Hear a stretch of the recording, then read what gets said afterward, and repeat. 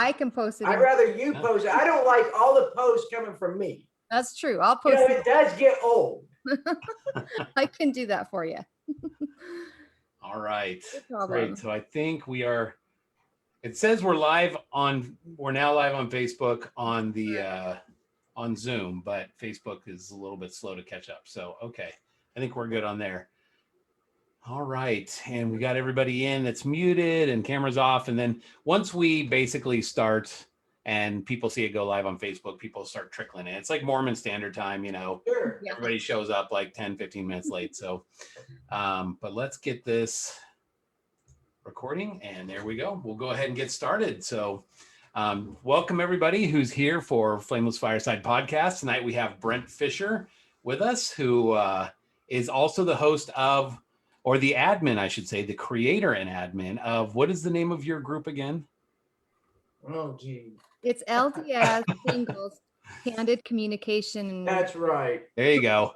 Get Celeste to bail you out there. You're like, what's the name of my own group? Right, I know right. the name of the Right. group, so. Thank you. You're welcome.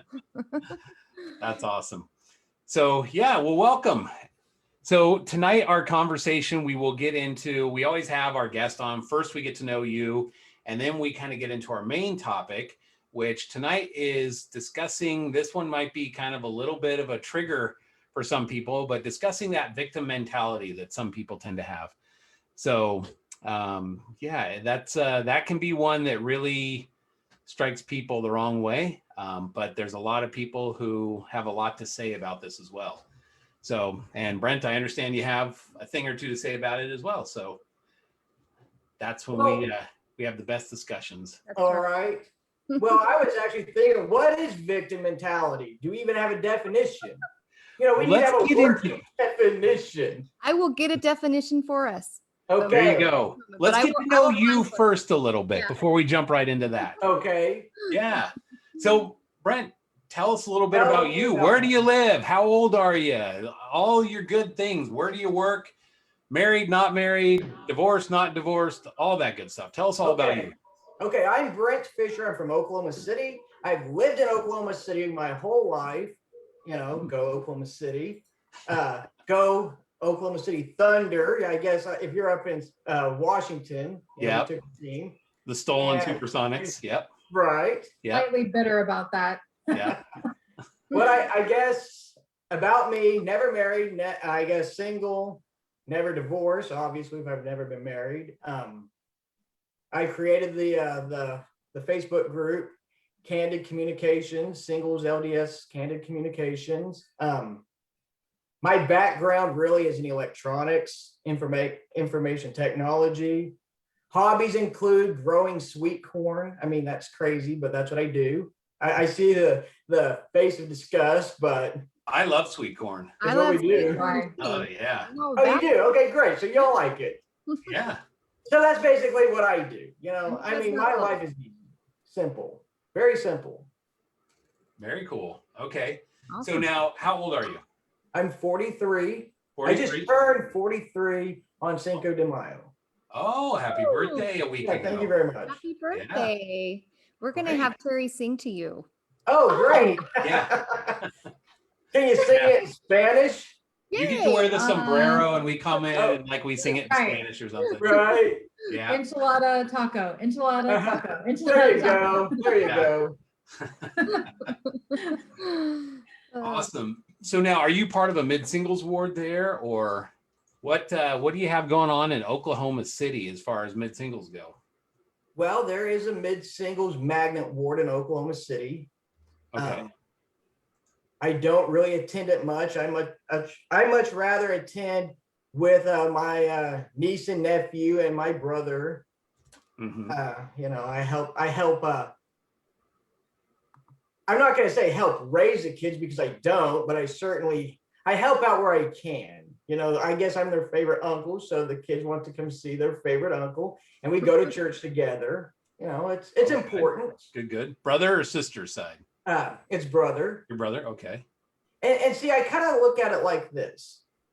Why do we go to church? It's for a family. You know, we want to go as a family. I really don't want to sit on the back row of a magnet ward in another state keep in mind, it would be in another state. I don't want to do that. I mean, I guess I can visit, but do I want my record there? Not really. I want to be with my family, if that makes sense. Well, unless your potential future family is there at the magnet ward, And I don't think they are. They might be. What if the right? They might be. you? They might be, but they're not. I promise. You promise. Okay. Right. Well, then we'll need to find out what you're doing to like meet that special someone. Okay. Yeah. I would just say that as far as church goes, to me, like I'm in a family ward here. We don't even have a magnet ward. We don't have a mid-singles ward. It's just basically like, yeah, good luck. You're out to the wolves type of thing. Sure. So, other than my kids, I'm like, when I don't have them that weekend or something, I'm at church just by myself, Right. I've always sort of considered going to church more like I'm there to kind of draw closer to Christ. And, half the time I feel like I'm stumbling in like, yeah, this week was rough. So I just really need to like reconnect type thing. But, getting there with your family too is definitely important. That's just, my own 2 cents on that. So anyways, yeah, you got the magnet ward there. Do you have a strong mid-singles program? I mean, is there a lot of mid-singles in the area or? Because of the pandemic, we have just started going back to church. For the most part, all churches have been on Zoom, or I guess all the wards have been on Zoom. Mm-hmm. So I'd like to say maybe this is my 3rd or 4th week back. Oh, wow. Yeah, Wow. we have been on Zoom for the majority of it.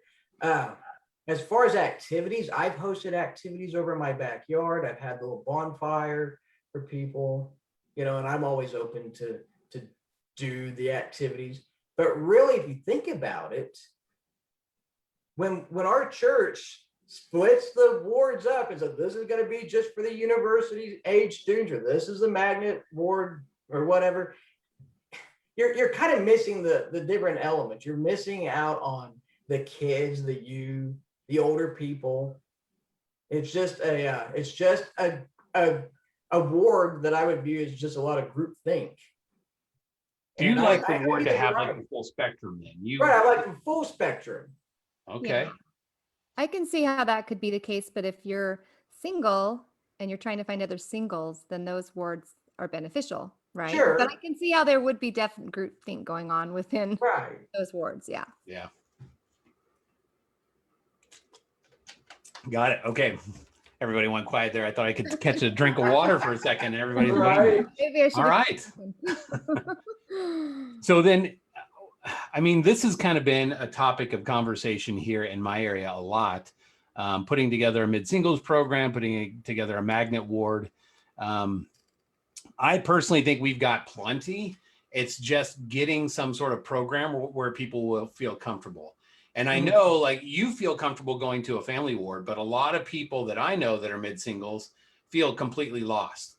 And going to a family ward for them, I mean, maybe they don't have nieces and nephews or anybody to connect with. And they're just like, there's just nothing for me. So peace out. I'm Sure. going to do my own thing. And you know what? That is a valid point. For a moment there, we had some really crazy boundaries here in Oklahoma. Our states, we've had all kinds of different ward adjustments with boundaries. And for a moment there, I was the only one in my family in a ward by myself. And that was awkward. So I could see like if I was to attend that ward on an ongoing basis, that would be awkward to be in the ward. And I guess that could come down to where that victim mentality could fall into, because if you're in the ward by yourself, the typical mid-single or the typical single would say, nobody likes me because I'm single, even though we know that's not true. But I can see how people get that mindset. And now that I'm in a ward with family, brother, sister-in-law, 2 kids, and another brother, I have 2 brothers, and we're on this ward, and it feels good to be around people that I guess I'm familiar with. Sure. Yeah. Yeah, you go kind of where you're comfortable. I mean, Sure. obviously that's where people gravitate to. So I mean, kind of walk me through this. Before we got on, you had mentioned that, like, you get to that point in young single adults and they're like, you're getting a little long in the tooth, time to get out, right? They sort of Right. shuffle you along a little bit. They do. So what was that like for you then? In all honesty, I was grateful to leave, because keep in mind, at the age of 30, the new kids coming in, they're about 19 to 20. There is a big gap there.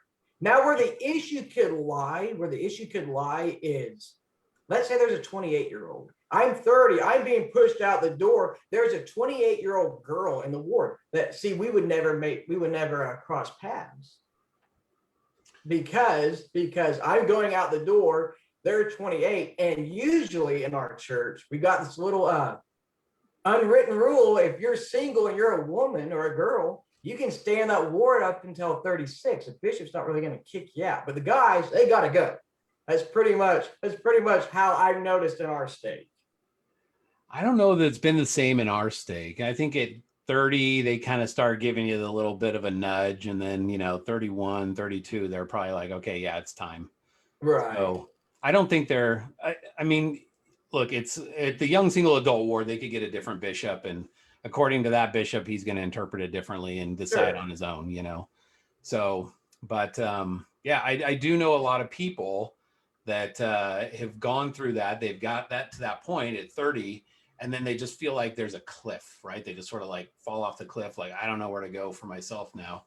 And when you sit in, like, I've been in priesthood leadership meetings where,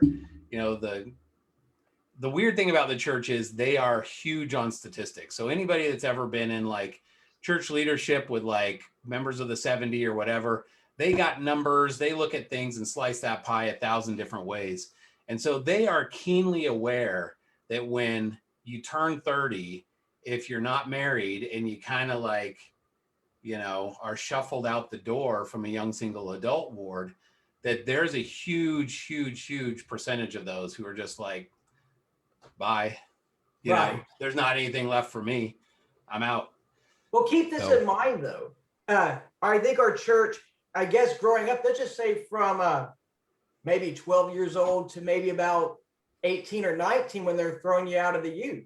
That's another point where people drop off, because I had several friends growing up in the youth program before the university war. There's like, I'm not going on a mission. There's nothing here in this church. And they left. So that was a spot where people left. Then, of course, we see that they leave after the university ward. And then to go to mid singles, they'll go inactive at that point too. So they do have a couple of these different points where people go inactive. Oh, sure. Yeah. I mean, they mention everything from like, okay, what's your likelihood of staying active if you go on a mission versus don't go on a mission, if you like get married versus not getting married, and everything in between. So they know all of that. But Sure. For our demographic and for what we're talking about, for the subject of us, when you get to that certain point and now you're that lone person in a family ward, that's too much for a lot of people, It really is. Yeah. So anyways, we're kind of off on a tangent here a little bit, but that's okay. Topic. Yeah. Kind of a side topic to our Well, topic. actually, it's not really, if you think about it. If our topic is victim mentality, don't you see how if you get put in these positions, how you could develop this victim mentality? Yeah. I mean, you definitely can look at things and say like, well, I mean, at some point you would have to say, if you're doing the victim mentality, like the victim mentality to me is like somebody did something to me. I have no control over my circumstances because I'm the victim. And so therefore, this is basically the subject that I'm stuck into.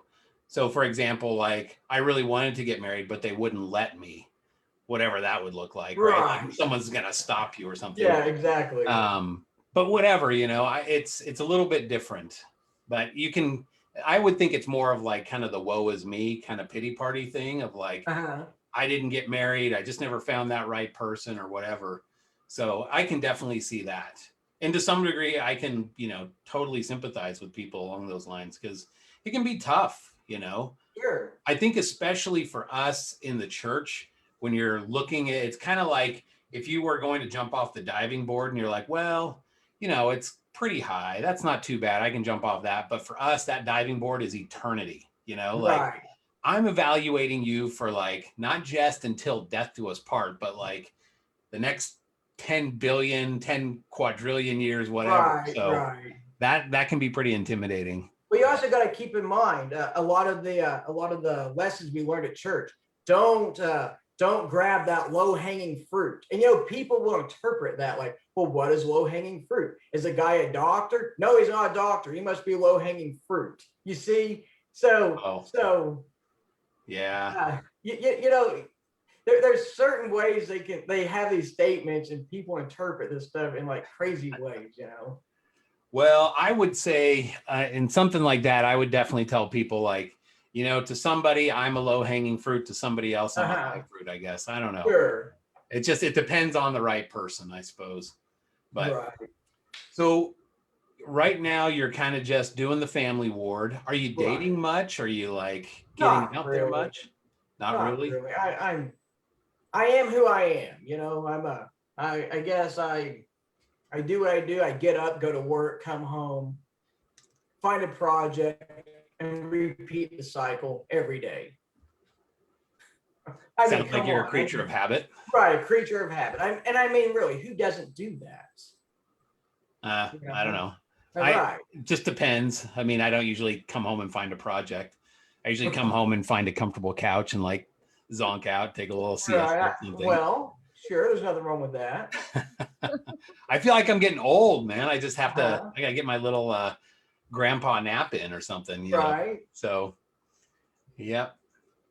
But so what about the weekends? What does that look like for you when you're Weekends for me? Yeah. It could be a big project. It's like, I want to build a patio. What do I need to do to build this patio? I need to dig this big hole in the backyard. I need to go buy a bunch of wood. I need my dad to come over and show me how to put the wood in the ground so it's straight, so it gets everybody's approval. I just can't do a bad job. It has to be perfect.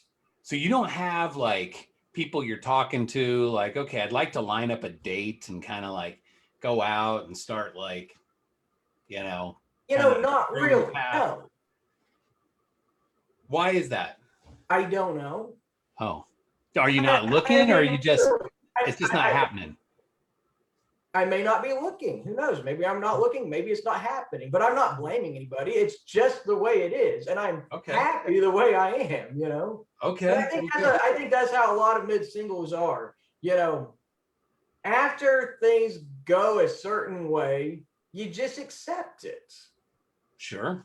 What is life? We accept, it's what we do. We accept It is what it is, right? Like I feel like there you go. Thank I you. feel like you're like accepting your life as is and happy as is, but if something came along or someone came along, you'd be willing to go down that route as well. But you're finding Sure. happiness where you're at. Right. Yeah. Thank you. You're That makes sense. Yeah. Are you just trying to meet people like organically? Like you're just kind of staying off of the online dating and just No, I don't kinda have just- any online dating accounts. The only account I have is this Facebook, and I decided to create a group. That's what I did because somehow I can relate to that. right. Right. Well, see, this is the thing. Not They have sure all the how, other but I groups- can. Right. See, they have the other groups out there.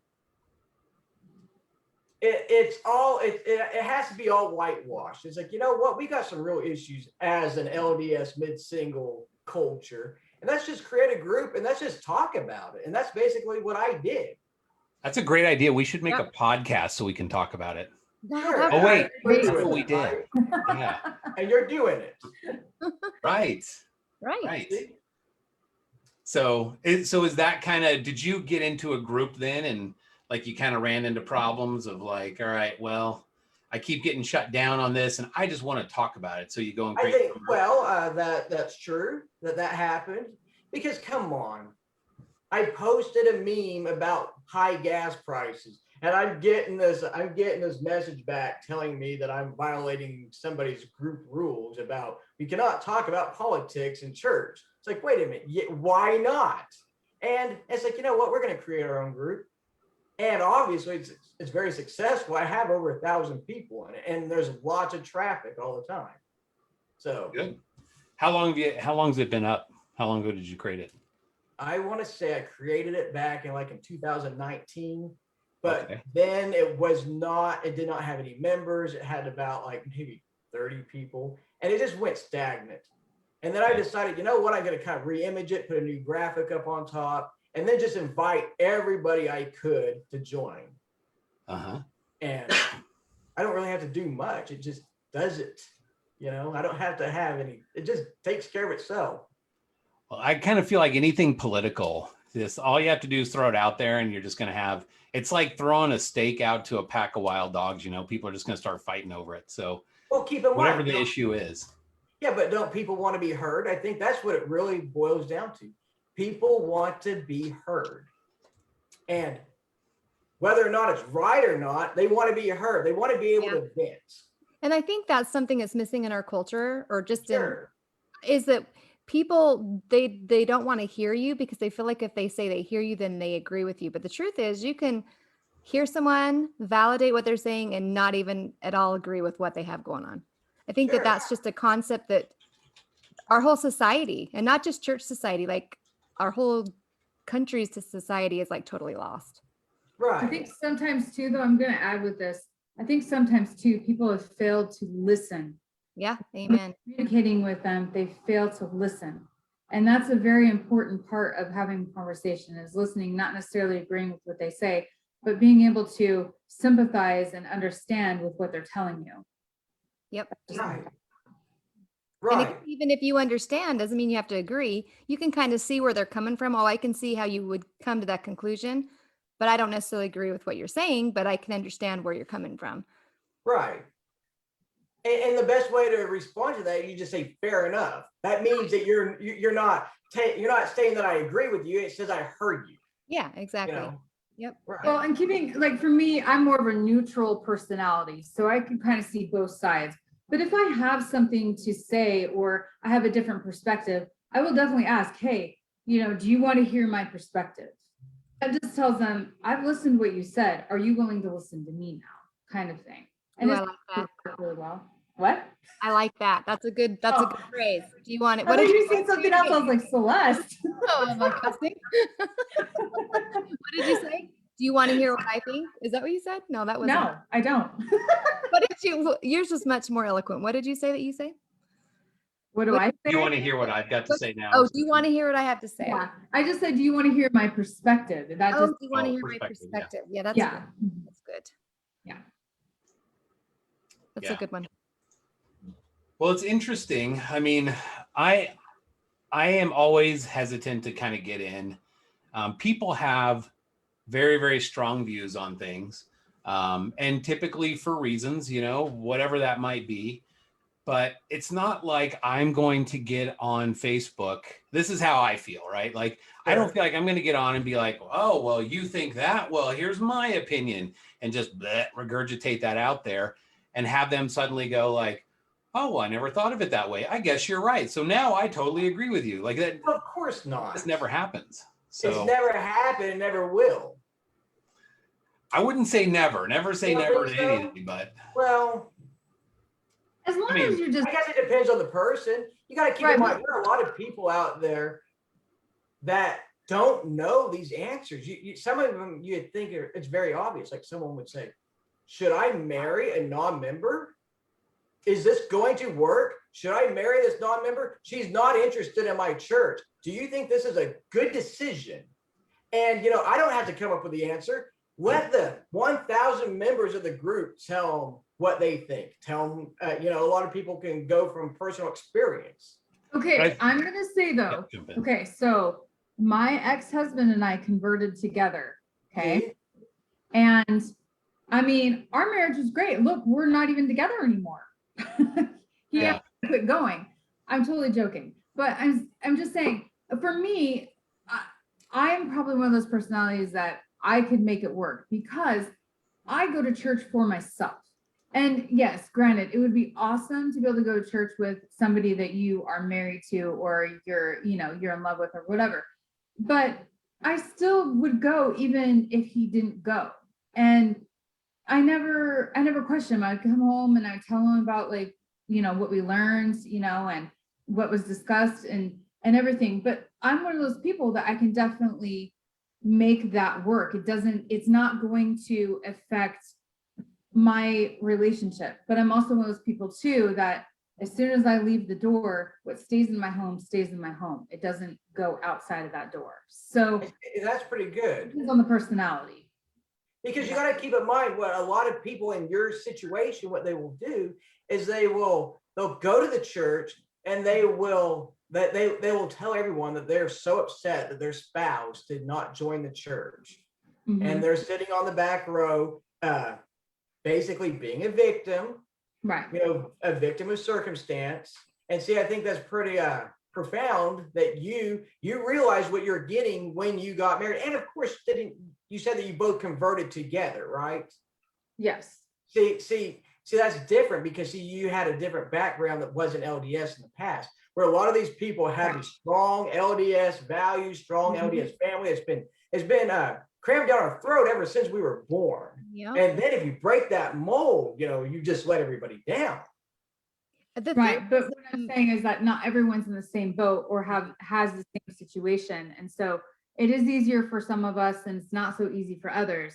I can see both sides of it, but I'm just saying that not everything is cookie cutter. Sure. Everything is going to fit that mold. And I think with that topic, I've seen this topic thrown around the pages. I don't even know how many times, right? So, but tons. If we're going to be like, let's get to the core of this answer. The truth is the only person who can tell us if we should be marrying someone or not is the Lord.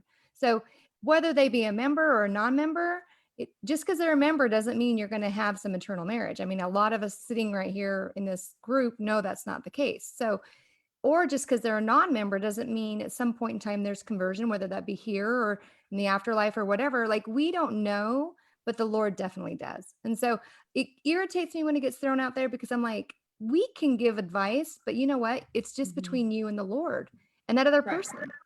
So and it doesn't matter what anybody else says. Exactly. Your opinion is, or my opinion is, all that matters is what they feel and what they think. Yep. That's really what it comes down to. People cannot understand that. I really, really wish that people can stand on their own 2 feet and just respect their own opinions on the matter and be able to trust themselves. That's half the battle in all of this. Yep. But see, a lot of the time that people will say, I prayed, the Lord gave me the okay. I felt the burning in the bosom. This was the person I was supposed to marry. And then they're divorced. And then they would say, what happened? Was I not supposed to marry that person? So those are other dynamics that people are not prepared for, because when they see the divorce, they say, well, then they blame the Lord for it because they said, well, you gave me the go ahead. The thing is what people forget on that, because that's a valid point. People always are like, hey, I did everything right. And yet here I sit with this broken marriage now. But what comes down to it, even if you've received a confirmation in the beginning, that other individual still has agency. And no matter what happens in their path, there's going to be forks in the road and they may not make the best choice. And so who's to say at the end that that's where even though it ended, maybe that was still the path we were supposed to take for whatever reason, or maybe agency took us down a different road than where we could have ended up. Yep. Yeah, I believe that, Heavenly Father can give the go ahead on something and say, hey, this will be good. But it's always contingent on us being, staying on the path and being worthy, sort of thing. Just because it can be doesn't mean it will. I mean, the other person has choices. I have choices. It's not like we suddenly just become like robots. Yeah. So I was listening to, I was just trying to think who the general authorities were. They were doing a little fireside chat. This was, I don't know, about 6 months ago. And they were talking about Bruce McConkie. And they were quoting him when he was basically like giving it was a talk at like a young single adult thing or something. And he said, you might be interested to know that I never prayed to know if my wife was the person I should marry. And people are like, what are you talking about? You know, this is Elder McConkie. Like, you should have prayed about it. Like, that's how these things go. And he's like, nope, I figured that, you know, she was the right person according to what I had prayed about, that should be the type of wife I'm looking for and everything else. She fit the mold and it just felt good to me. So why pray about it? Like, I had already prayed to know what I should be looking for. She fit all of those things. Everything felt right. So I moved forward, and that was the end of it. So, and obviously he didn't get divorced. He went through with his marriage and everything else. So I think sometimes we maybe place too much emphasis on waiting for Heavenly Father to give us the answers. I know I do that. So Oh, sure. guilty, you know, for sure. But it would be nice if he just said, hey, Everett, like, this is where you're supposed to go. This is what you're supposed to do. This is who you're supposed to marry, and everything will work out great for you. But that kind of takes away our free agency and all that good stuff if he does that. So yeah, instead he's like, hey, Everett, you're going to like be a disaster. So, you know, we're going to have fun like watching this one and have a couple laughs along the way, but you know, good luck. Like, great. Awesome. So anyways, okay. So you're there now, you're 43. Now you say you're not doing much on the weekends. To me, as far as dating goes, excuse me, let me rephrase that. So it sounds to me a little bit like either A, you're discouraged, or B, you're just kind of like either comfortable or throwing in the towel. So are you just kind of like, I'm just going to kind of let things happen as they happen? Or have you just sort of given up? Like, if she's going to come along, it's going to have to take a miracle or something. Like, where are you at in this whole Or process? maybe C, maybe I just don't care, you know? Well, yeah, I You mean, that's know? kind of the apathy, I suppose, but You know, I'm okay. yeah, so you've You just know, kind of I guess keep this in mind. Does a guy truly need to be married? You know, if you know, it's a nice to have, sure, but does it really change anything? I mean, maybe women like to get married more so, but for a guy, you know, we're all independent usually. yeah, but I Yeah. would say that there is a certain level of growth that comes from being married and having to sacrifice part of your life, compromise on opinions and things that you want to do and all those sort of things. That comes with essentially like being married and being a part of somebody.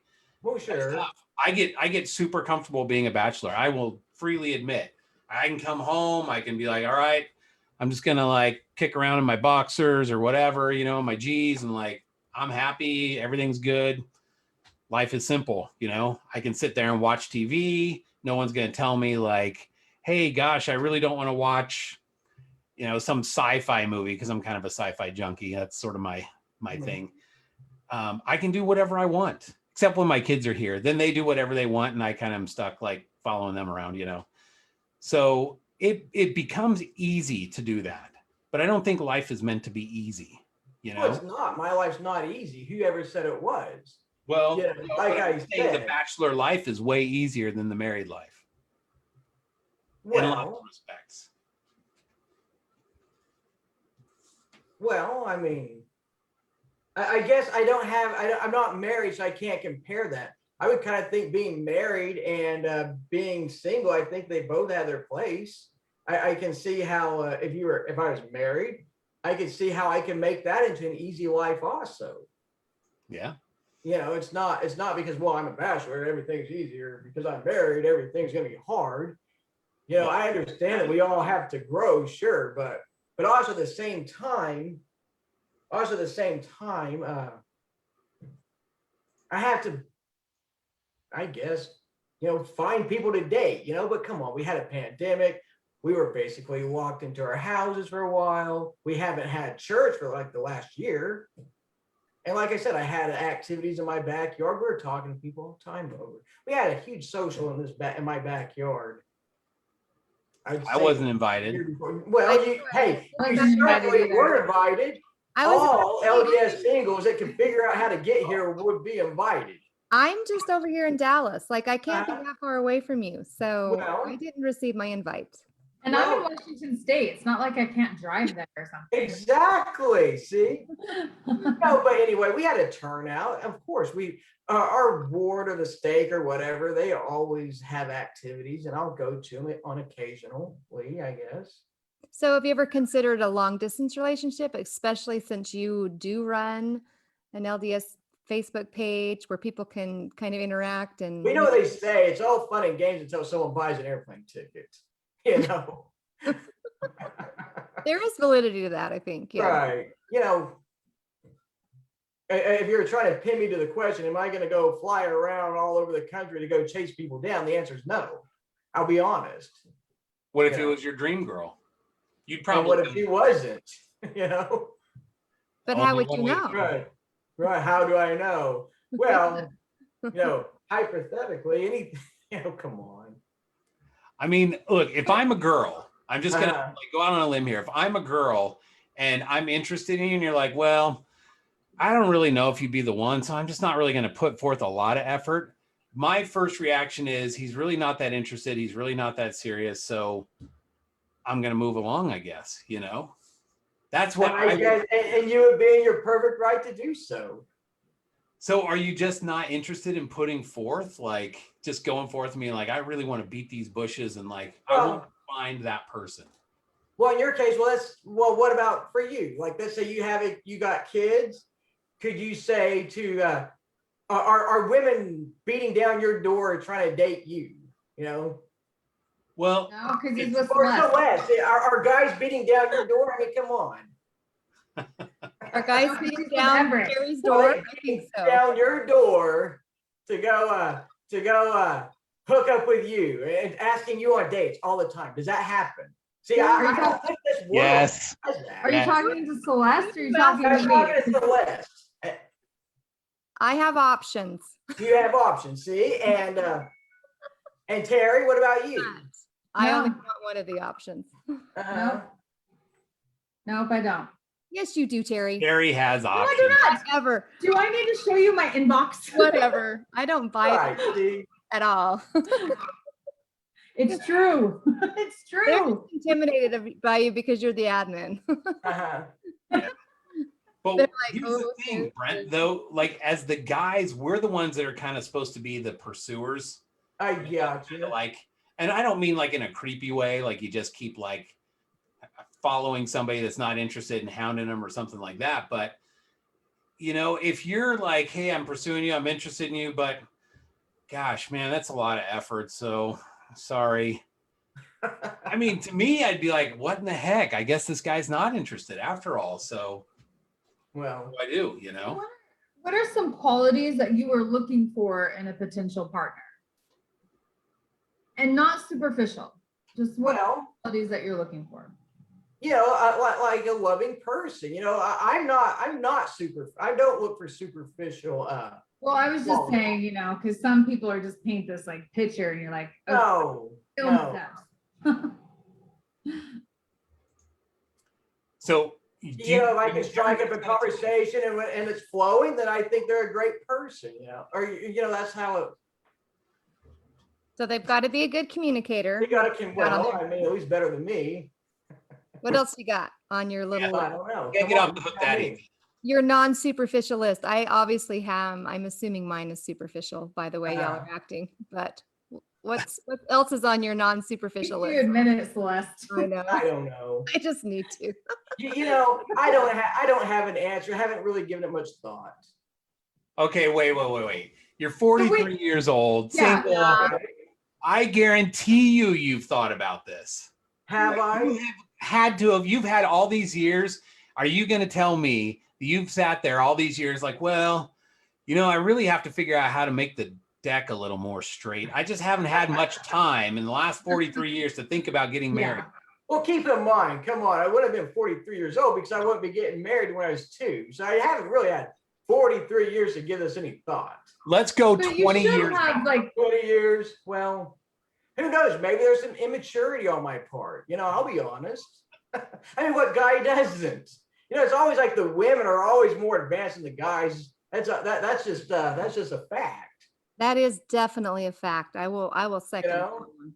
What are you But I will saying, say Celeste? though, I have a hard time believing that you haven't at least put some thought into what a potential partner could mean to you and what that dynamic would look like. Let's just say this. I dated people and it didn't work out. Well, And that's I'm okay fine. with So have I. But Yeah, I will that's say, fine. at the same time, I will say I can sit here and say I haven't really put a lot of thought to it either, but I really have. Like, I know what would work with me and what definitely wouldn't. So Right. it's- And didn't you all say that you have check your inbox, you have guys messaging you, guys knocking No. on your door? They don't? No, Scary. No.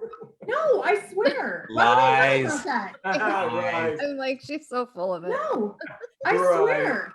I promise. I swear. I will pull up my inbox right now. I promise you. I do not have that. So Do are you not. trying to say, Brent, that just maybe you're saying, well, since people aren't reaching out to you, like No, I would not say that. you're kind of like, because it sounds like you're trying to say that the females, maybe we have more options because people are reaching out to us. Would you prefer women to reach out to you? Like if there's Hey, if women reached out to me, I would not turn it down.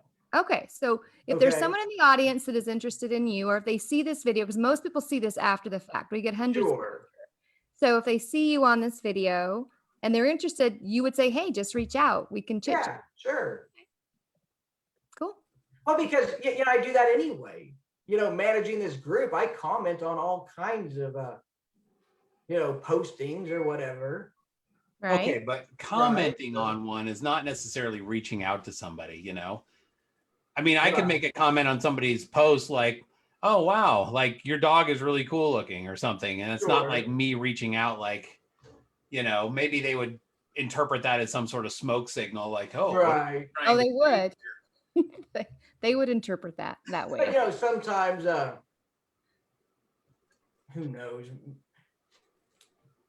You know, when it comes to dating, there's all kinds of dynamics in there. You know, my dynamics, your dynamics, everybody's dynamic. Is this person the right fit for me? You know, come on. I know, like from our old university ward, like let's say the girls like some guy. All the girls like the one guy. They didn't have any time for anybody else. So a lot of the guys were upset. In my case, I didn't care. I did my own thing. I did not need to be, I guess, in that group or even in that mindset. You know, I'm kind of like one of my, you know, I am one of my own.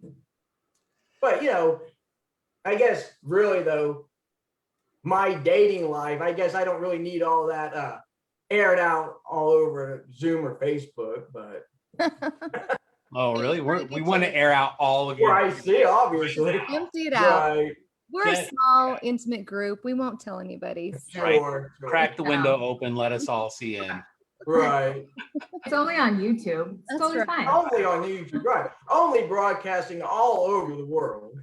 Yeah, it's I fine. promise It's we won't totally tell fine. Sure, sure. We are a good, solid group. We won't tell any of the secrets. Thank you, I Nope. appreciate it. So I know during COVID that there were still lots of groups getting together, doing lots of different things. I know lots of people that were traveling. Idaho seems to have events like all the time between the Boise Bash and Lava Hot Springs. I mean, Terry goes to a lot of events too. There's some in Utah. I know there's been something down in, what was it, Arkansas, Celeste? Yeah, Something there was some in Arkansas. Mhm. So there's a lot of things going on, and a lot of people travel all over the place, all over, like, you know, the US. I know some people in particular that come from the East Coast and go to just about every event they can find. So there are options out there to go meet people. So to say like, well, we had COVID, we were locked down, and I'm in a family ward, that's limiting yourself.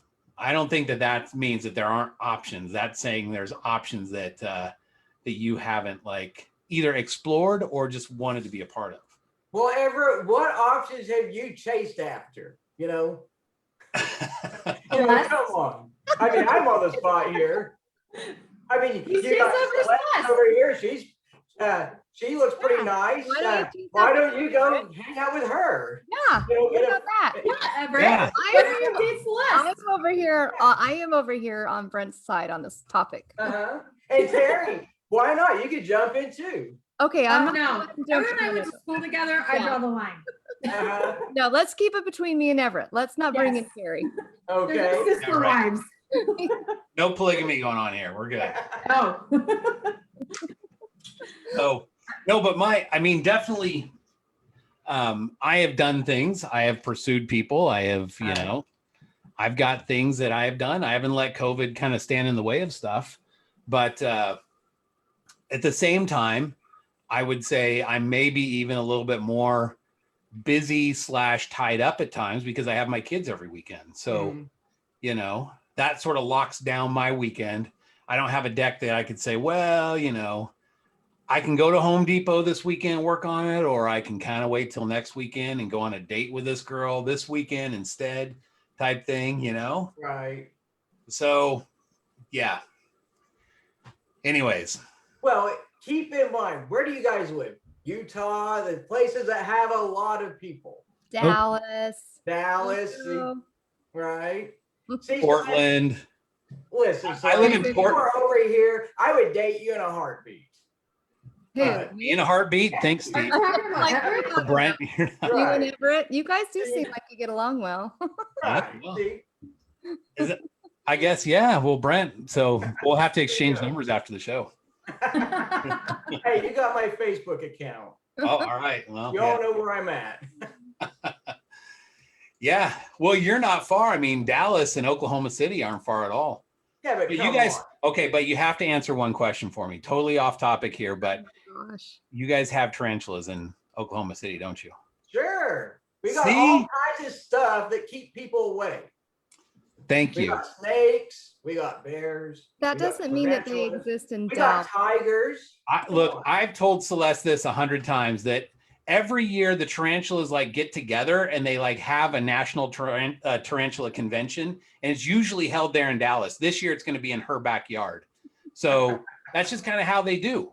And she doesn't believe me that there's tarantulas in Dallas. There's not any. I have lived in Texas a total of almost 9 years. Never seen a tarantula. So. And Nope. now she has just jinxed herself, and they are. Well, you are looking in the wrong spots. I am no. I'm they're just not here. Like I see fire ants, I see flying roaches. I mean, there's a lot of snakes and stuff, but no tarantulas. So Well, welcome to the South. yeah. Just hey, part love of the the South. territory. Right. You Part of got the territory. tarantulas, you got weird tiger kings, you got everything there in Sure. Oklahoma, Right. Yeah, lots of mullets, all that kind of stuff. Hey, Missing we've got teeth. mullets here too. That's right. That's right. And I'm proud of it too. So I hope you don't mind. We're kind of grilling you a little bit here on the dating, Sure. but It's the hot seat. That's right. You're in the hot seat, and this is the open, candid conversation.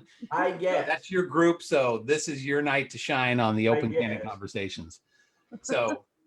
But it's interesting because the topic tonight is talking about having that victim mentality a little bit. Which I don't think we've talked about. I know exactly. That's what I'm going to We're say. just about to. So Yeah. So, I mean, having all these excuses to say, well, COVID and this and that, family wars and blah, blah, blah. I just can't find somebody. Okay, but who says that's an excuse? It's not, like I said earlier, it's not an excuse. I'm perfectly happy with the situation I'm in. I'm not blaming anybody. Okay, so if you were perfectly happy being single and you're like, I don't really care, why did you go to a young single adult ward in the first place? Because I was told by my bishop I had to. And maybe back then, and maybe back then right. I see. Okay. They said, okay, guys, you all are above 18. Move out of the family ward for 10 years, go to the university ward. You see?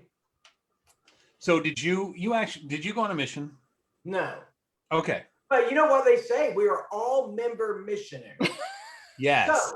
So I guess yes. but under that definition, yes, I did. Yes, you did. All right. All right. Great. In fact, it's interesting you guys bring that up. I had to visit this ward with my sister-in-law, and they passed out Book of Mormons. I've already placed that Book of Mormon. I bet you anybody else in that ward cannot say the same thing. I've already placed my Book of Mormon. Well, good. And I didn't even have to do anything. all. What do you I mean you didn't had- have to do I anything? had some Baptist preachers knock on my door, and I was more than willing to give that to them. Well, good. See? Did you have your Yeah, trash we can should. sitting out at the end of your driveway? Did you check it on the way? Make sure it's not. No, they took it. Okay. Yeah. They might have taken it like, all right, well, that's one less Book of Mormon we get out of your hands. Or were they actually like receptive? Like, okay, we'll see. Well, you know what? I don't know. We'll let the Lord figure that out. My job was just to place a Book of Mormon. It was not to make them read it or to accept it. And that was also the requirement in that war. They said, can you pass a Book of Mormon out? They did not tell me to who. You just have to plant that seed. Let it grow. Right. Where it may. All right. So Right. agency, you gave them the book, and then they have the choice if they want to read it, right? Right. Yeah. There Right. you go. There you go. I That's- will say, you know, and Terry knows this friend. So I gave a Book of Mormon when I was in high school to my friend Frank. And did you know, Terry, that like years later, after I was back off my mission and everything, I got a call from Frank one day, and he's like, "Hey, I'm getting baptized. Would you mind coming over and baptizing me?" What? Wow. I know. That's amazing. I thought I'd throw in a little shock. Everybody's like, "What? What are you guys talking about?" So it was a little insight between Wow. Terry and I, but I bet you didn't know Frank was actually baptized. No, I didn't. And is he still active or? No. I didn't think so. I think he had some run-ins with some guy there in his ward that he didn't like, and you know. Sounds about right. Doesn't mean you won't swing back around. So Yep. You plant those seeds and Yep. kind of see Yeah. how it goes. everyone's on their Right. own path. So Yep. Yeah. But the point was, like, you know, I had given him one, I think I was like a junior in high school or something like that. And, you know, here it was almost 10 years later, and yeah. he had picked it up and away it went. So you Wow. never know. Maybe those Baptist ministers, there's actually a wonderful video on YouTube if you guys have ever seen it or care to look. It is a Baptist minister who loves preaching from the Book of Mormon. Oh, nice. Yes. You wouldn't. That was guess that. posted in my group when I had 30 people. Wow. Yeah, maybe I'll find out and put it back out. I was going to say you need to repost that. You got a little Right. more in there now. So Right. Yeah. Okay, so let's talk a little bit about, get into our main topic tonight, which is the victim mentality. make sure you Sure. bring in Christina because she's awesome. on Oh, yes.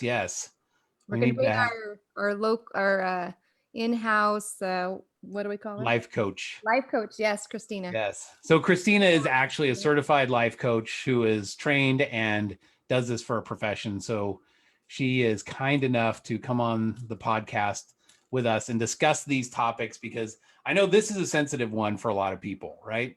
Like, and I see this a lot. I'm sure Terry sees it all the time on her groups of people who are just like, well, I'm a victim. My ex did X, Y, or Z to me. And some of them probably are, right? But then it's like it just keeps eating at people. And that's just all they become about, right? Like, my ex was so terrible to me. And then it just gets projected out onto other people and other relationships. So I don't know, Brent, maybe you see that in your group as well. It's just that kind of the backlash or the effects of the victim mentality. Sure. And it's rightfully so. I mean, some nasty things have happened to a lot of these people. This Sure. was not the path they wanted to be on. They wanted to be married. They wanted to have their kids. They wanted to have their little minivan. They wanted to be that little perfect family, go to church, go to the temple once a month. You know, that was their model of what they wanted. And, you know, like we mentioned earlier, agency, people have their agency. They screw up. Divorce happens for whatever reason, you know, and I'm not an expert. That's the problem. I think you guys are looking at me for expert advice. I am not an expert, you know. Forget it That's then. why- Brent, you're done. Right. This is a cut. It. It's I thought over. you were It's next. over. Right. We brought Christina on for the expert advice. Awesome. We've got an official expert. But see, I see that all the time. You know, people have the life is against me philosophy, you know, and that sort of thing. So when you're looking for somebody to potentially date, then is that something that you are like, okay, if somebody's playing the victim card and they're like, oh, well, my spouse did X, Y, or Z, and they just keep going over it and reliving it, is that something that's kind of like a deal killer for you? You know, I haven't had that many dates to even have those type of conversations come up. So I can't say, is that a deal killer or not? You know, I don't know. I mean, that's the best of way I can answer that. Okay, I don't know. So then this begs the question then. You're 43 years old. Okay. And you're saying you haven't had many dates. How many is not many? Like, are we talking like a handful? Have you actually been engaged before and you were just in a long relationship? I have not been engaged before. Like Okay. I said, I am perfectly happy living my life the way I've been living it. Now, if something comes around, hey, you know, I'll entertain the idea. But right now, you know, I'm just living my life. Gotcha. Hang on just a second. There we go. Sorry. Sometimes video starts popping up there. We got to turn it off, especially when we start to see the bathroom in the background. Like, that could be, that's not good. So we got you covered, Heidi. We're good. We're good. Okay. So not many. You got to keep in mind, where do I live? See, we've been told you got to marry a Mormon. Well, come on, this is Oklahoma. We only had like 2 stakes here for like ever. Now, you know, now it's building up, but you know, in the beginning, there wasn't that many people. Okay. That were LDS. So first, let me ask Celeste, did you ever find a good definition for victim mentality? I'm still working on that. But okay. So that's a no. So not yet. I'm going to go out on a limb here and say that it sounds a lot like the victim mentality a little bit when you say, well, I'm in Oklahoma. I mean, look, I'm in Portland, okay, where it's just like homeless people and like garbage everywhere. So I'm really sorry to hear that, by the way. Well, you know, so am I. Most of the time, I've seen the news. I'm sorry to hear that's what's happening.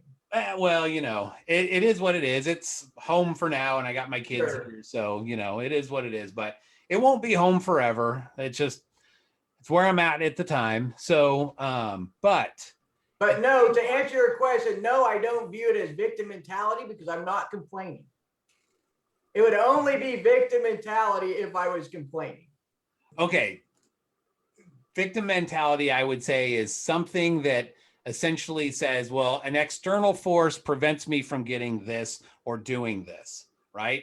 So, and this is just off the top of my head. So I do have a definition if you'd like me to read it. Okay, it says victim mentality is an acquired personality trait in which a person tends to recognize or consider themselves as a victim of the negative actions of others, and to behave as if this were the case in the face of contrary evidence of such circumstances. Well, it doesn't apply to me because I do I do my own thing. So no, that doesn't even apply to me. Okay.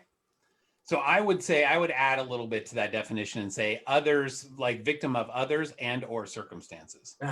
So I would throw that in there as well. And I would say the victim of circumstance being I'm in Oklahoma, therefore there's no LDS women to date. That's when I would bring in, there's also long distance dating. That's where I would throw that Right, in. right. Yeah, that's and how do you do that practically? How do you do a long distance dating practically? Because, you know, in all honesty, I'm not interested in a long distance relationship with anybody. But like I said before, my dating life doesn't need to be aired out here on Facebook. You are on a dating podcast. I'm just going to. Right, that's true. Well, I would just say, I mean, it's not like we're airing out your dating life, right? So we're not asking you who you've been talking with or anything like that, but just kind of going over these, that there are options out there. Sure. In a long distance relationship dating, you know, you talked about wanting to have someone you can have good conversation with or something like, you know, maybe they're intellectual or something. How would you find that out if you never even like take that step and get to know them? Long distance, you got a phone, you got internet, you got Zoom. You're in Oklahoma. Celeste is in Dallas. Terry's in Richland. Christina's in California. I'm in Portland. And so, you know, we're all over the place, but yet here we are having conversation. We're all right. That's true. That's true. Yeah. But let's say, so Everett, how would you date? Let's turn this around. How would you date Celeste from Portland? If she's in Dallas, how would you date her? Yeah, how would you do that, Everett? Yeah, I'd how like would to you do know. that? How Yeah, would that- Everett. How would that go down? Well, let's see. So obviously there would have to probably be at some point some flights out to see each other, right? But we definitely would go on from time to time virtual dates where you can send each other. I mean, these are little creative options that came out during COVID, right? You send each other food, you have like Zoom meetings, and you can do like watch parties together, things like that. You definitely have lots of meetings, like you and I are having meetings, get to know each other, things like that. Yeah, I don't know. What would you think, Celeste? How would you long distance date? Well, I don't know. I think that you're right there on the right path there. Lots of communication, like you can call, text, video, message. All of those things are an option. Sure.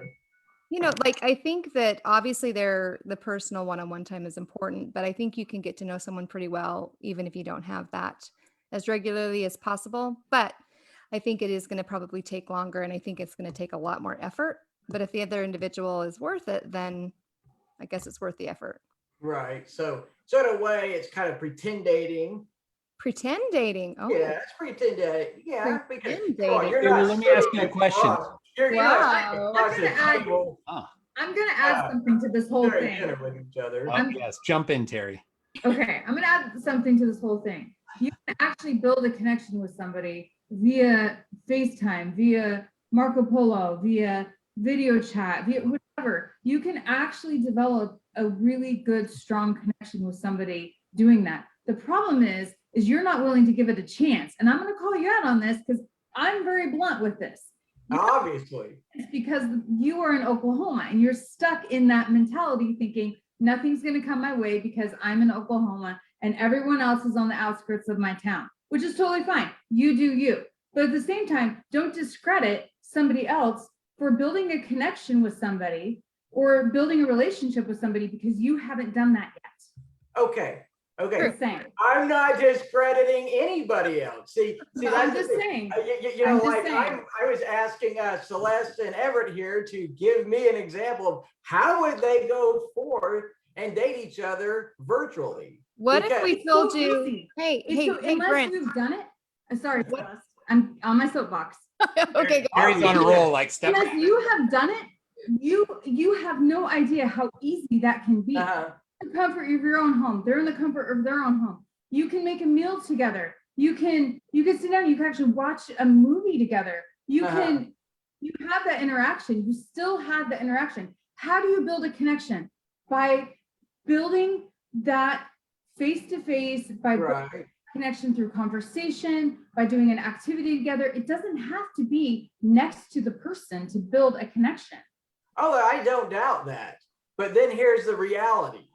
The reality is, okay, I like this person. Where are we going to live? Are we all going to move together? Are we going to move to some place and get married? Well, you know? so at one point you And do then a have lot to of have people the say, no, discussion, I'm right? stuck in my state. You do have to have the discussion. So before you even get started, you have to have a clear understanding. Who is able to move? Who is not able to move? Is this worth it to you? Can you proceed? Do they have young kids and family and everything else is tied in? Do they have the capability to live where you're at? If you cannot move, you have to make that clearly understood. Sure. Right. Because if not, both of you will end up getting hurt by it. Yeah. I agree. And that's why I personally rather date a real life person in the Which is same totally fine. town. But Right. I'm just saying, I see you're saying it is an option, and I understand. but it is, but you have to keep an open mind as well. I'm not encouraging you to do this, but I'm just saying, keep an open mind to this because somebody who's an hour away or 2 hours away has the ability to come to you as you have the ability to go to them. But you keep an open mind to it and you broaden your horizons, who knows what can happen? You may be married next year. Hey, maybe I might. But I'm I'll just just, I I'll, want yourself off to Oh, look wait. at things. Yeah. Christina, I can hear you. Go. Yes. You can hear me now. Okay. Yes. I want Yay. to jump into this because I can see both sides clearly. Yes. Number one, when it comes to long distance relationship, the number one that you would have to consider is, are both parties willing to invest in this type of relationship? If both parties are willing to travel, to do Zoom dates, to go online, then that works for them. It falls down to not judging the relationship itself and them individually. I had this conversation with a good friend this morning about, like, who are we to tell people that this doesn't work and that works based on what we perceive. So I think, if your preference, Brent, if your preference is to date a real life person, that's totally fine. And I agree with Terry when she mentioned that. To each his own. To each his own. Oh, right. all Sure. have we all have our capacity and capability to use our free agency, but more so as human beings, we are geared to make that selection, that decision that is going to be good for us. Now, do we want to think a year from now, when you're just starting to get to know somebody? I think there's value when you're staying in the present and trying to make that connection. And maybe the details will work out, eventually. But if you were to think ahead so much, then you lose that capacity to enjoy and be in the moment with that person. And who knows what type of connection you'll create with someone, whether you're in a long distance setup or whether you're dating your neighbor. Ah, So i right. think i think there's value to both. The beauty is you can make that decision for yourself. And number one is probably just being aware of what you can offer as a person in a relationship versus, well, what can I not do? That's where the victim mentality, thinking that everything you can do for a potential relationship is never going to be good enough. So, Well, sure. yeah. But that's very draining if you think about it. Do you want to live in hope or do you want to live in fear? Yeah. Well, see, right there, you're assuming that I'm a victim or even care, and like I've said before, I'm living my life and I'm perfectly happy the way I'm living my life. I don't Right. think she's Right. saying, No I don't think assumption she's at all. assuming. Yeah. There's Yeah. no Yeah, because everyone's assuming. I think everyone's assuming that there's this victim mentality. And sure, if people are online on Facebook saying things like they are a victim, I understand. Those are the people you ought to maybe focus this victim mentality narrative towards. But like someone like topic for me, tonight gears towards that, the victim mentality and how we can help each other out living the single life, correct? sure. Yeah. I So think it's just more of an open discussion. There's no assumptions made about anybody at this point. Okay. Oh yeah, yeah. We don't. right, correct. No, no, no, no. Yeah, Absolutely not. That's not beneficial. So we wouldn't do that. Yeah. Yeah. First and foremost, Brent, we just want you to know we love you, brother. Well, So thank you very You're much. don't, awesome. don't feel picked on. Like, we're just asking you the hard questions. Right. You're in the hot seat tonight. So I'm Well, totally obviously. enjoying this. So, and I don't know. I don't even know if I should like totally like deal with the elephant in the room or not. It's like it's kind of Go I don't know, it's kind of fun. been So- fun. But Brent, me and Everett are actually in a relationship. Long Oh, very good. See, so That's why so listen. So if you and Everett are in a relationship, why don't you enlighten us how your long distance relationship is working out? we just did. That's what we were getting. Yeah. all- No. Yeah. That's why I just saw a bunch of people pointing their finger at me like, how come I'm not doing this and that? I'm Well, saying to I don't you, think- why don't you tell us? Tell me about your hurdles. What did you have Brent, to overcome? Obviously, there's don't think- distance. I don't think it's anything about that though. I think for me, I know I was just trying to give you a different perspective and a different thought. You had already given us yours and I wanted to give you mine. And so it was And I get it. that I talked about before. It's like you're heard and now it's my turn for you to listen to me. And it's just sometimes I learn greatly from other people just by hearing their perspective. And so when you have a different idea and a different view, you're thinking, wow, I didn't really think about that before, So that's the only reason why I was doing that is because I was like, hey, don't sell yourself short by just saying it has to be somebody in my town, which is fine. That's I get it. preference. But I'm just saying, hey, broaden your horizons and you may find fantastic people. I've developed friends off of Marco Polo. I mean, I went to the Virgin Islands with a good friend of mine who I consider my sister. Mhm. No? They're sisters. It's I tight. think Yeah. Yeah. there's value in, Different mister. yeah, I think there's value in anything that we do, that we have to figure out why it's important to us. Why it's important for Everett and Celeste to do long distance relationship. Why it's important for you, Brent, to enjoy life as it is, and and share and eventually share that with somebody. I think when we figure that piece in everything that we do, it will slowly. It doesn't. Everything that we do doesn't happen overnight, and maybe if it does, great, good for everyone. But it then becomes, your stepping stone to reach that eventually your goal, whether that's in relationship, whether that's in career, whether that's like in life in general. So I think, when we do certain things, there has to be a purpose. We all have purpose in this life. So when we do things, we want to be mindful, and we want to be purposeful. And with dating, you want to be mindful as well, not too mindful in a sense that you're not too cautious, because life will throw things at you, and sometimes risk is fun depending on how you see things. And all of us will look at things in with different lenses. I can see red, you can see blue. How can we see purple? Just so we can combine those thoughts and ideas, and we are all heard, and we get to share our thoughts about certain topics. So, Brent, I will just say one thing that you made a couple points that I want to kind of discuss. So one of the things that I've heard the most on the groups is people saying how lame they think a first date to the movies is, because you can't talk, right? Right. You don't really get to know each other. You just go and sit in a movie theater. You don't know what that other person's thinking. You don't get to know anything about them. It's done. And then you're just like, okay, that was, maybe you have a little bit before and after you talk, but there's this big chunk of time you're not even getting to know each other. Well, I totally agree.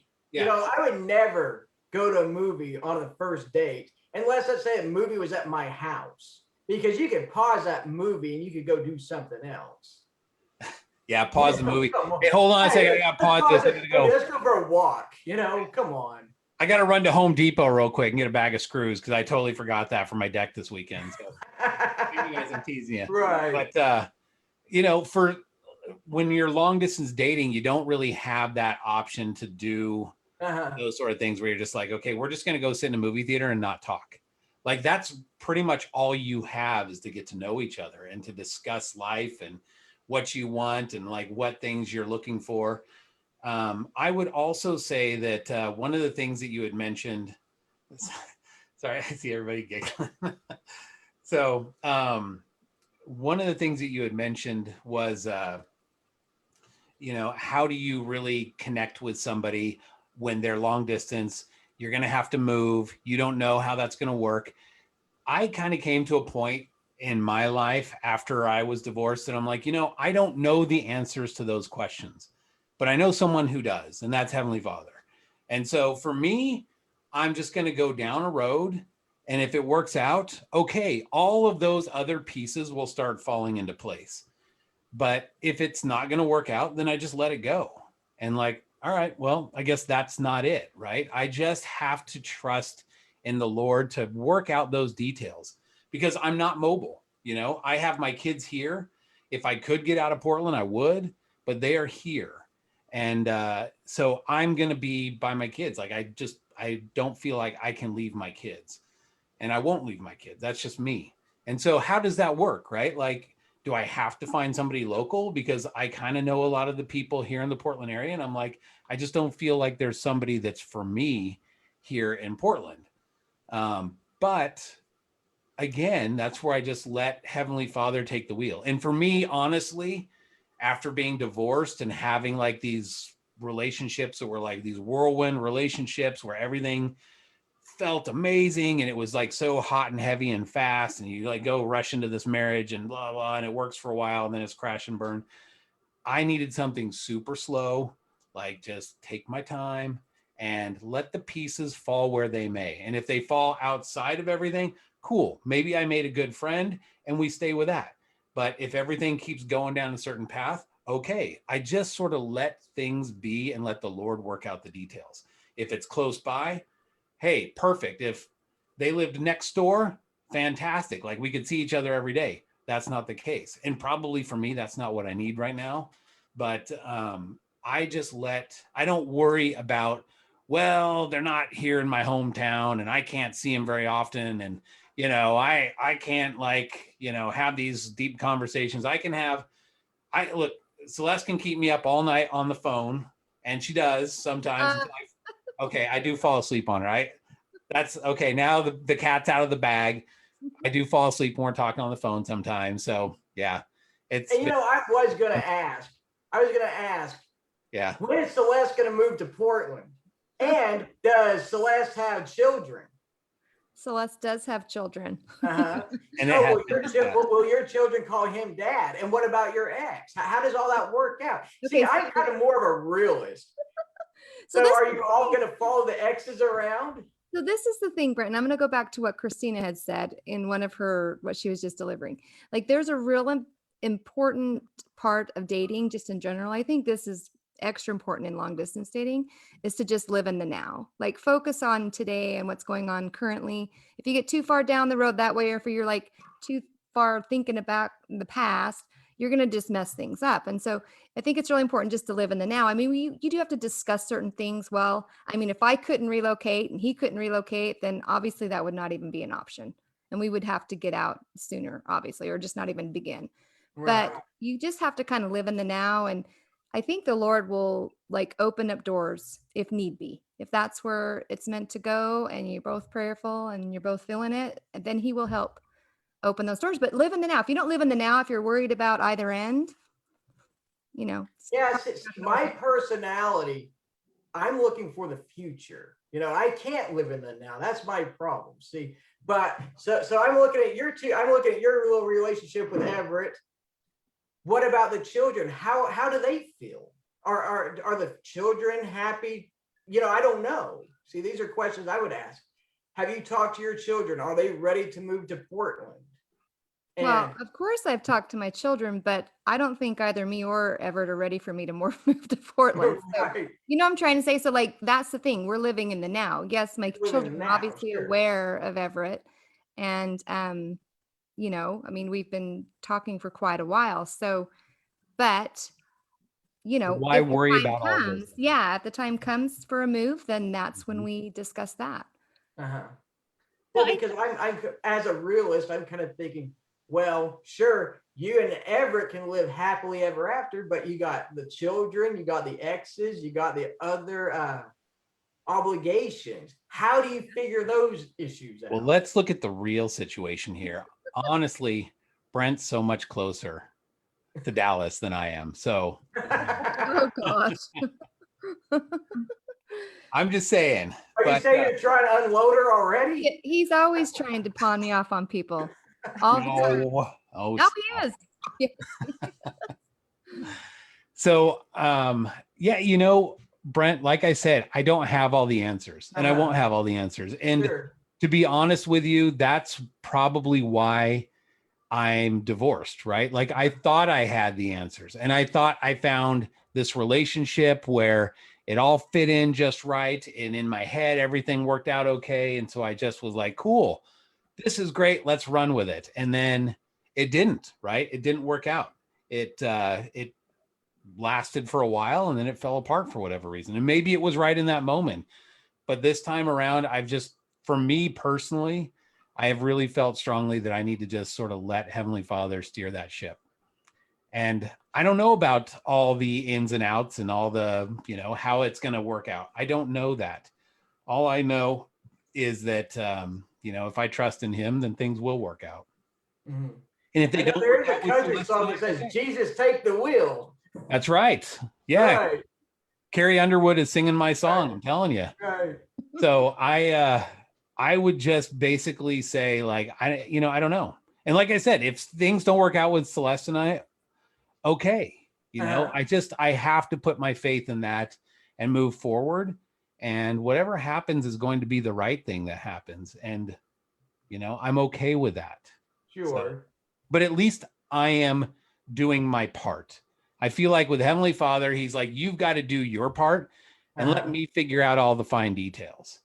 So, because my part is, I could essentially just hole up and say, well, COVID. And, I can't date anybody because I'm locked down or whatever. But for me, I felt like, okay, there's other avenues. There's Marco Polo, like Terry mentioned. There's lots of people who made great friends on there.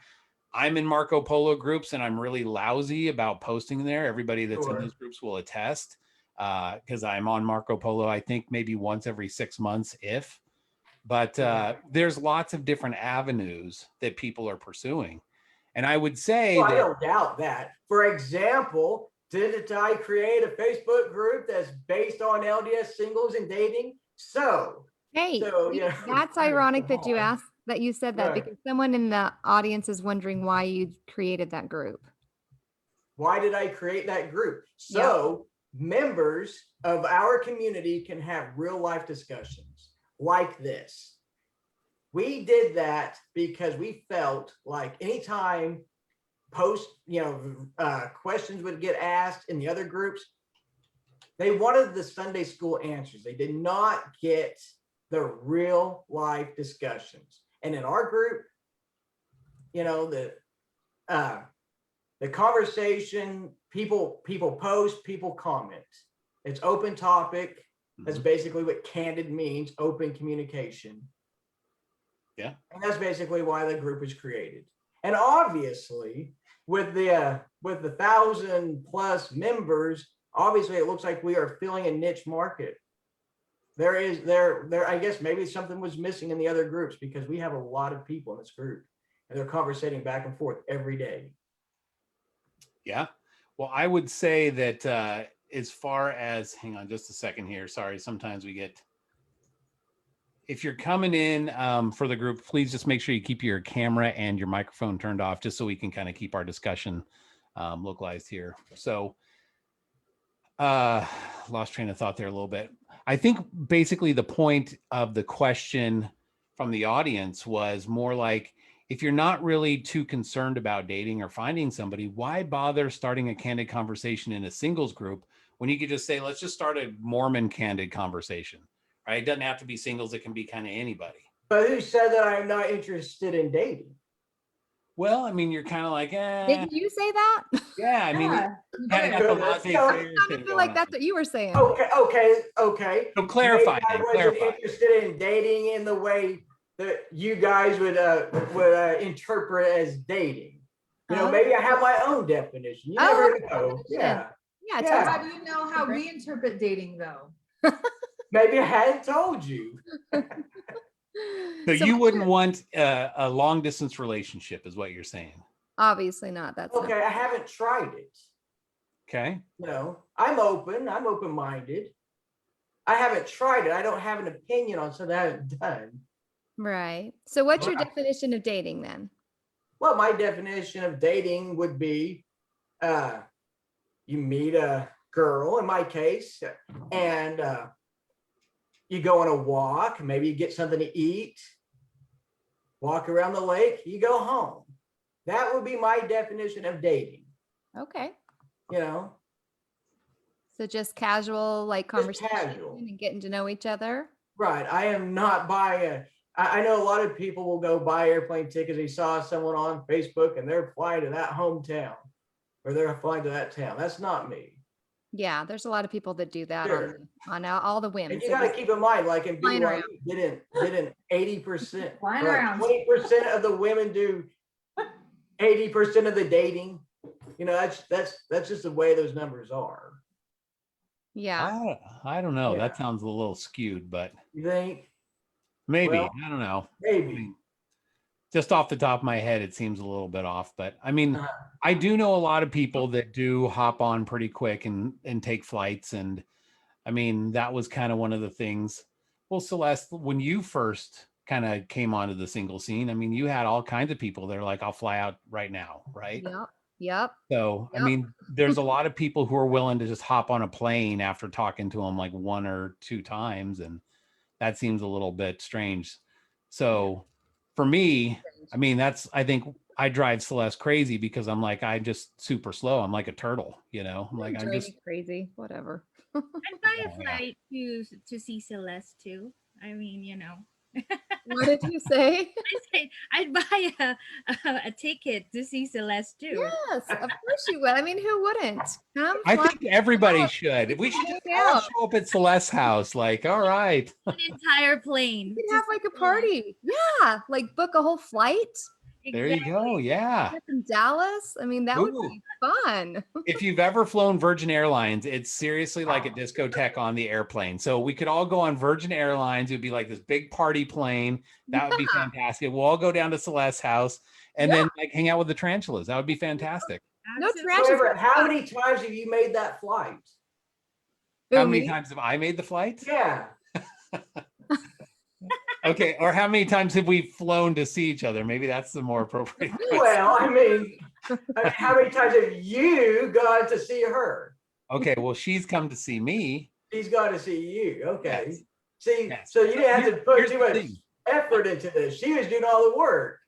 Well, true, but there's a little bit of a difference here. I have my kids every weekend. So Uh-huh. between work and my kids, I don't have really any time other than to hop on a plane and go down there. Plus, as Celeste knows, like I hate flying because I don't fit into like seats very well, but that's a lame excuse. That's not the real reason. The real reason is those it's just kids on the weekends. it's yeah. I mean, when Celeste comes here, we actually have to pull out our calendar and like start going over weekends and like figuring out kids' schedules and things like that. So it is difficult. It's like a planning process, but it has happened. So more than once. Right, Well, and good. it's a give and take for these two. You know, if it works for Celeste's schedule and Everett's schedule, that's really, you know, something that they share as a couple, and then they just figure out the details. And I mean, that works for them. It might not work for anybody because that's going to be a lot of work. But again, at the very you know, being in any type of relationship, there has to be some kind of willingness to Sure. do things for other people, for each other. Yeah. And I don't doubt that. Mm-hmm. You know, I don't doubt that, you know, and I'm glad that it's working out. Mm-hmm. Well, so I mean, everybody's going to kind of have their own formula, right? That works best Sure. for them. Some people live closer, you know, than maybe it's an hour flight or whatever. Some people live further away, and Right. like I don't know, what is it, Celeste? Like 5.5 hours or something like that for the flight. I don't think it's quite that long, but maybe Okay. 5. I don't know. Maybe I don't know. Actually, I don't know. Can't remember. Yeah. So I mean, but it's not a short flight. One way or the other. It's Right. something that takes some effort. But again, you know, it's not something when I first started dating, I thought, oh, I can't wait to find somebody in Texas and, you know, start this really long distance relationship and try and figure out all that. I didn't think about that. I just thought, well, I'll let kind of things fall as they may and let Heavenly Father figure out all those details. And to be honest with you, like things just kind of work in a lot of ways until I fall asleep at night and Celeste is like, are you still there? So yeah. I'm used to that though. So Yeah. I mean, it might have happened a time or 16. So it's just yeah. I mean, this is great. I mean, I don't know how Everett and I got in the hot seat in our relationship. But let's get back to this whole victim thing because I think Oh, it's yeah. an interesting topic. I think it's throughout all of the pages. And I think that because my question is if somebody tends to play the victim card, you know, where they feel like, you know, they're just getting victimized by outward sources, like, because there's a lot of them, because a lot of us have probably been through a lot of hard times. I mean, divorce for me, not easy. It was really, really, really difficult. Very long, excruciating process. So you get people on there that maybe aren't quite healed and they still feel like, man, all this happened to me and I did nothing wrong. So my point is, these people that have that kind of outlook, is it best to just keep our distance, or do we engage? Is there a way we as individuals that we might date them to help them progress? Like, what are your feelings on that? In my opinion, and this is just my opinion. That's all this show is. 100% Okay, opinion. okay, good. Well, I've seen a lot of posts on my site and other sites. They'll say, I'm not ready, I'm not healed. And when people are not really ready, if they can't be emotionally connected, I think that we should respect that. Let them get themselves to a mental state of mind where they can accept somebody in their life. But what if they want to come into your life and you're feeling like, I don't know, you kind of still seem really much like the victim. Is that a safe place to get? And this might be more of an answer for Christina, but is that a safe place to engage someone who does feel like? Well, everyone's going to have their trauma. Everyone's going to have their trauma. Yeah. Sure, if someone wants to talk about the past relationship or the trauma, I think that's perfectly fine. So you think that's something that would go away once they are healed? Or I would hope it would go away. I would hope it would go away. Because think about it. Do you want to go on a date? Okay, I should rephrase this. And this will be a question for Everett. Okay. Would Everett what would you want to date Celeste if all she was had hangups on her ex? Like, man, my ex really drug me through the ringer. I mean, how would you handle that? Obviously you guys would be the perfect example because you have those dynamics in the relationship. I would just say, so if I met somebody like that, if Celeste was like that, it probably, or even if I was like that for Celeste, we all have some hangups to some degree or another. Just having gone through these things, that's just the reality of life, right? Like, we have scars, emotional, and those things kind of still weigh on us to some degree. But if it's something that's just overpowering, like they're just constantly like dripping with, oh, I hate my ex, my ex this, my ex that, and my ex. Yeah, I would say that would probably be a situation where it just wouldn't have gone very far. So we might not be at this point. Like, that's one thing that Celeste is really good at. She's very kind. Like, so my ex is not a kind person, and Celeste has kind of felt that wrath a little bit, and she's still just kind of is able to be kind. So that's one of the things that is attractive to me. In that situation, if Celeste was like that, we probably just would have never hit it off. It just would have never gone very far. So, and see, in my opinion, I think it's always good to never talk bad about, let's say, in my case, a girlfriend's ex. I would never want to talk bad about that person. And I would view that the same way with you guys too. You shouldn't talk bad about the ex because those are still the mother of the children. In your case, your ex would be the mother of your children, and in her case, the father of the children. And you don't want to have that dynamic in the step family where they're always talking bad about the ex. Now, if the ex is a complete jerk, let that be on him. But it shouldn't be like a reflection of, or language that the new couple is always talking about. Yeah.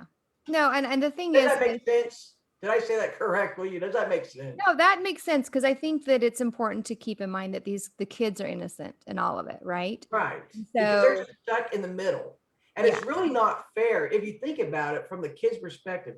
Is it really fair that they get uprooted, moved across the United States because dad found somebody or mom found somebody new? There are going to be new siblings involved. The experts always say blending families is actually one of the hardest things to do. And a lot of the times those relationships fail. And the only way they work is if everybody is on the same page. Right. And that means mom, dad, exes, children, new children. There's all kinds of dynamic. And see, I live in I have a lot of common sense. I use a lot of real life scenarios. I see these problems all the time, and that's why I would, and I think that's great that you and Everett are getting married, because you do have children together. Oh, we're now getting married. How did this? Oh, wow. This whole thing's I jumping. thought you said you guys are engaged. Didn't Oh, you we're say you were Hey, it's an engaged? announcement. Wow. Wow. When did this happen? Gosh, Everett, I didn't know. Yeah. Didn't you say that you're engaged? No, we're not engaged. No. Oh, my bad. I apologize. Now, under Mormon timeline, we could have been married for 6 months, but we Oh, haven't. I got you. Normal, typical Mormon timeline. Okay, No, we're not I married. apologize. Engaged. No, it's Oh, okay. that's okay. Fine. Yeah, no, it's fine. But I think you bring up a good point. I think that in these type of situations, kids in any type of remarriage, right? It doesn't matter if it's long distance or not. Like, you do have to be mindful of the kids. Now, I don't think the kids need to be making your choices for you, but I think that you have to be mindful of them, and you have to realize things need to be sorry, I just read the chat. Sorry. Things need to be done kindly. And I think Sure. that it's important that if, let's say, Everett and I ever get married or whatever, like, he would need to be kind to my ex, and I would need to be kind to him, and we would, or her, his, and we would need to speak kindly around our kids about all of the people involved in their lives, because they still love everybody. They don't Right. have a side to take. My kids should not be taking a side in my divorce. They love their dad. I support their dad. They love me. He supports me. We're very amicable. We try to be as kind as we can to each other for their sake, because that's how they'll thrive. And so I think if everyone involved is kind and loving and supportive, and they see that, then things can progress in a good direction and it could go well. But I am a product of 2 divorces. My mom was divorced twice. I have been that kid that's been dragged through the mud, through the divorce proceedings that lasted 2 years, the fights, the ends. I mean, it was just horrible. It was So just did your mother get remarried? no. She didn't. Her last divorce finally finalized, I think I was 8, and she has never been remarried since. And what about your father? He is remarried. He is. Both of them. I've got 2. They both are remarried, yes. So do you get along great with your stepmother? I don't have an issue with either of my stepmothers. Mm-mm. Okay. But they're kind of distant. Like I said, I was raised, my mom got divorced when I was really young, and the dads kind of stayed away. So I really didn't know them very well growing up until I was an adult, and there was more of a connection. So no, I don't have an issue with my stepmoms at all. Mm-mm. Well, good. I'm glad it worked out. But the divorce itself was traumatic. But I think maybe the difference was you said that you were a lot older when they got married, right? No, I just didn't No? have interaction with my fathers. Oh, growing up. okay. So you weren't okay. So in a way, I was raised like by a single mother. you were out of the picture. So I guess it wouldn't matter anyway. Yeah. Now, if you were living under that roof, do you think things would have been different? I think that if my mother would have had contact with either of them while we were growing up, it would have been difficult. 'Cause I don't think that at that point anybody involved in any of the divorces were in a good emotional state to be able to think about the kids. They were so involved with their own hurt and their own pain that they just couldn't think about us, I guess. So, I mean, they thought about us, but we had a lot of the backlash without them meaning to have that happen. It did. Right.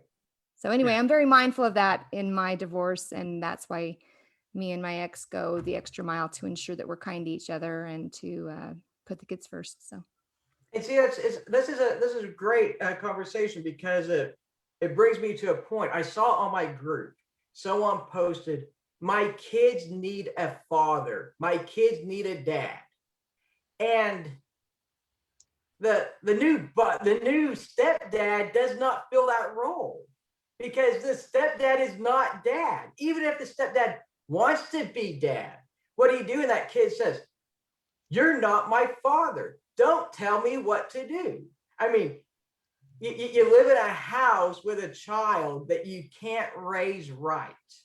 I don't Unless think you, I don't think that's true. I think you that they don't. still play a father role. They're not the father per se, but what if those kids don't have a father? What if their father See, died, or if their they don't father's have a father, incarcerated, or their father could care less about them? I mean, the stepfather could very well fill those shoes and do a good job of it. Okay, in so those I'll jump in cases, really I can quick. see that. I'm going to cut in really quick because as a child, I grew up with 2 half siblings, and my mom was the stepmom.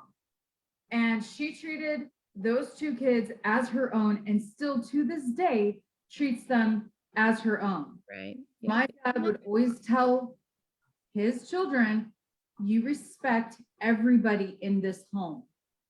You do not disrespect anybody in this home, and the same will apply to you. So that's your step siblings? My half siblings, Okay. my mom was their stepmom. And Gotcha. my mom still treats them, my dad's long gone. My mom still treats them as one of her own, and she shouldn't, because of the disrespect they have now shown my mom after my dad has passed. Mhm. So it doesn't matter. It's about training that mindset and just say, look, you will fill this role while they're here, but you will not be their mom. You will not be their father, but you still have that role. And it's about respect. You need to have respect within the home.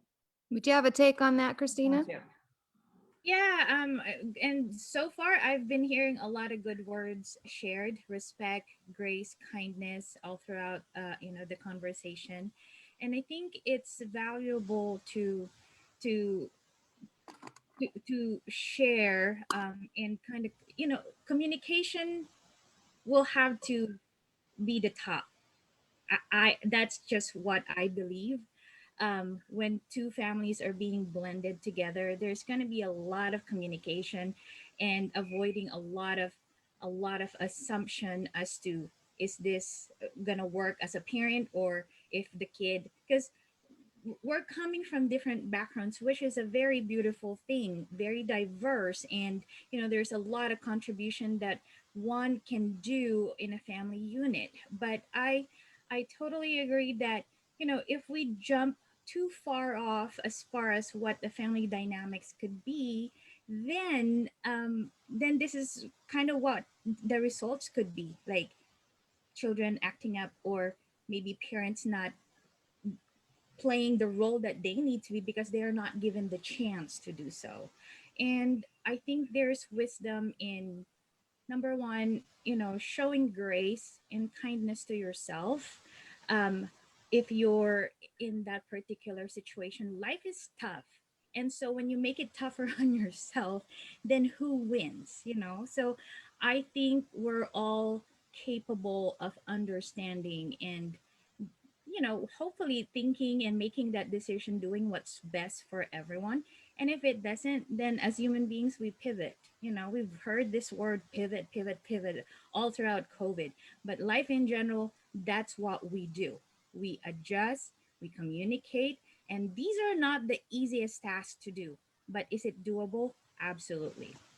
I think it's only doable if everybody that is involved is reaching for that higher goal. If everybody in that blended family say we want to be blended, I think you would have no problems blending.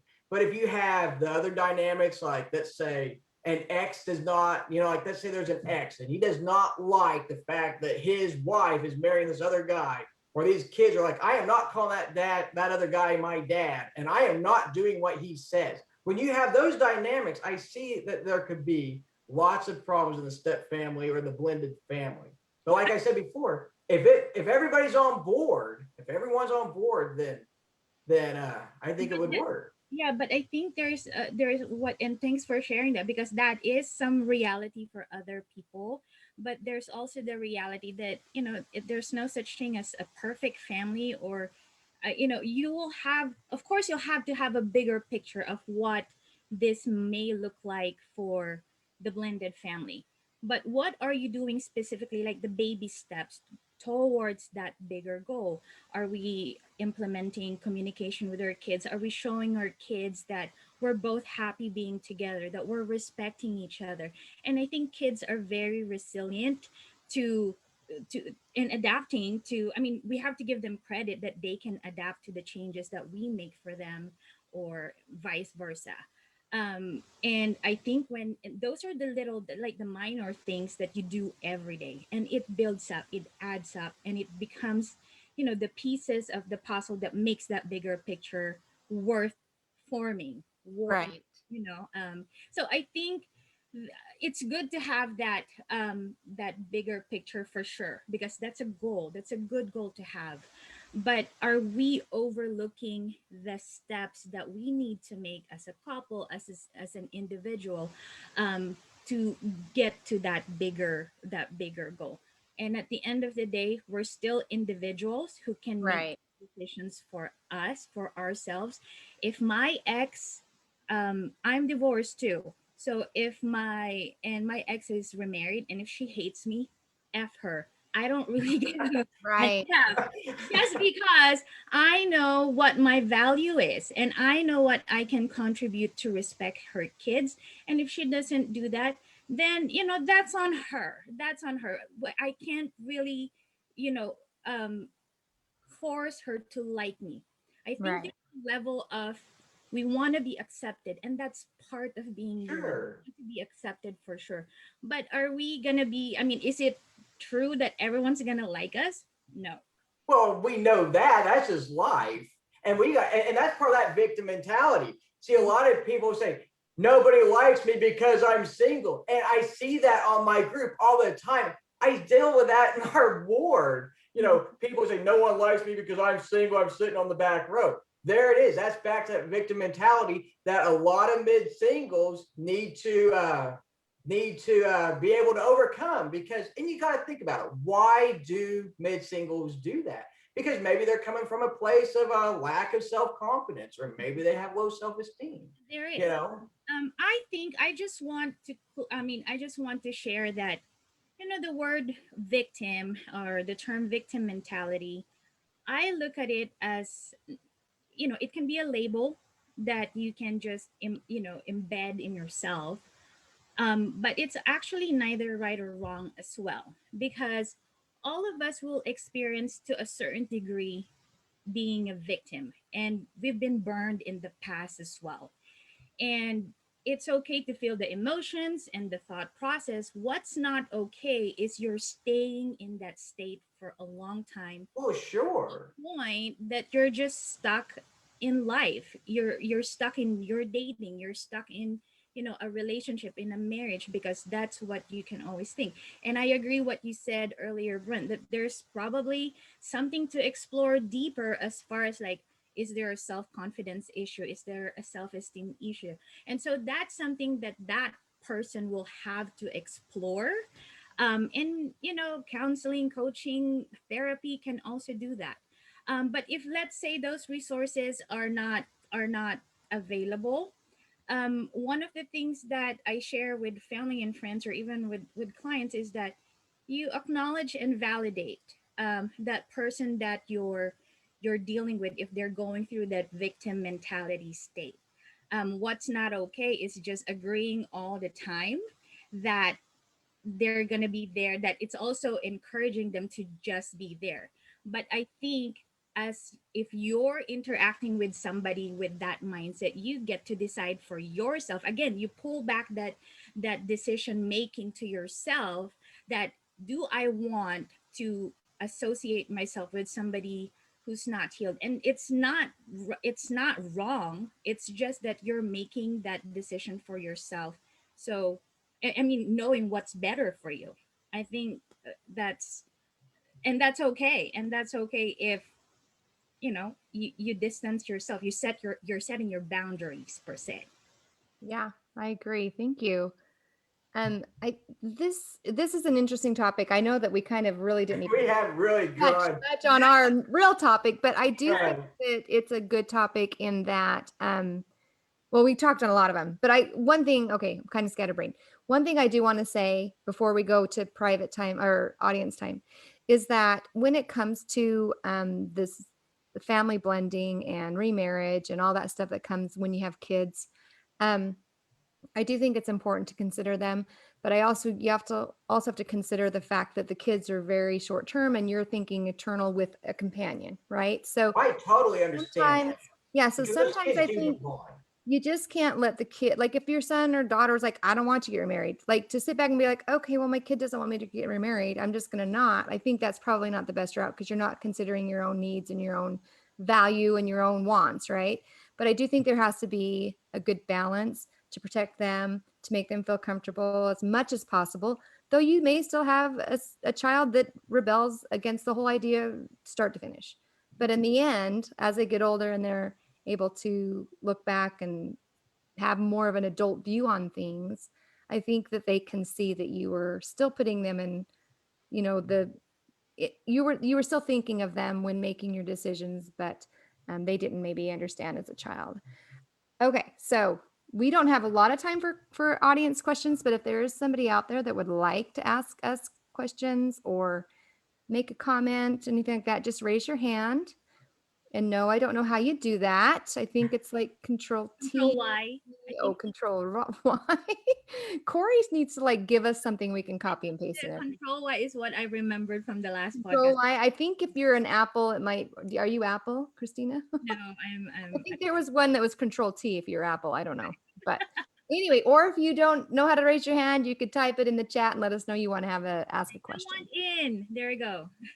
Yeah. So we don't have a lot of time left, but let's just kind of, while we're waiting for people to raise their hand, if someone asks, what other aspect of victim, like, how do you think, like, okay, we got two admins here from two different pages. So when you have someone post a victim post, because you know they're all over the place, lots of people have lots of victimized stances to take and they put them out there as a post.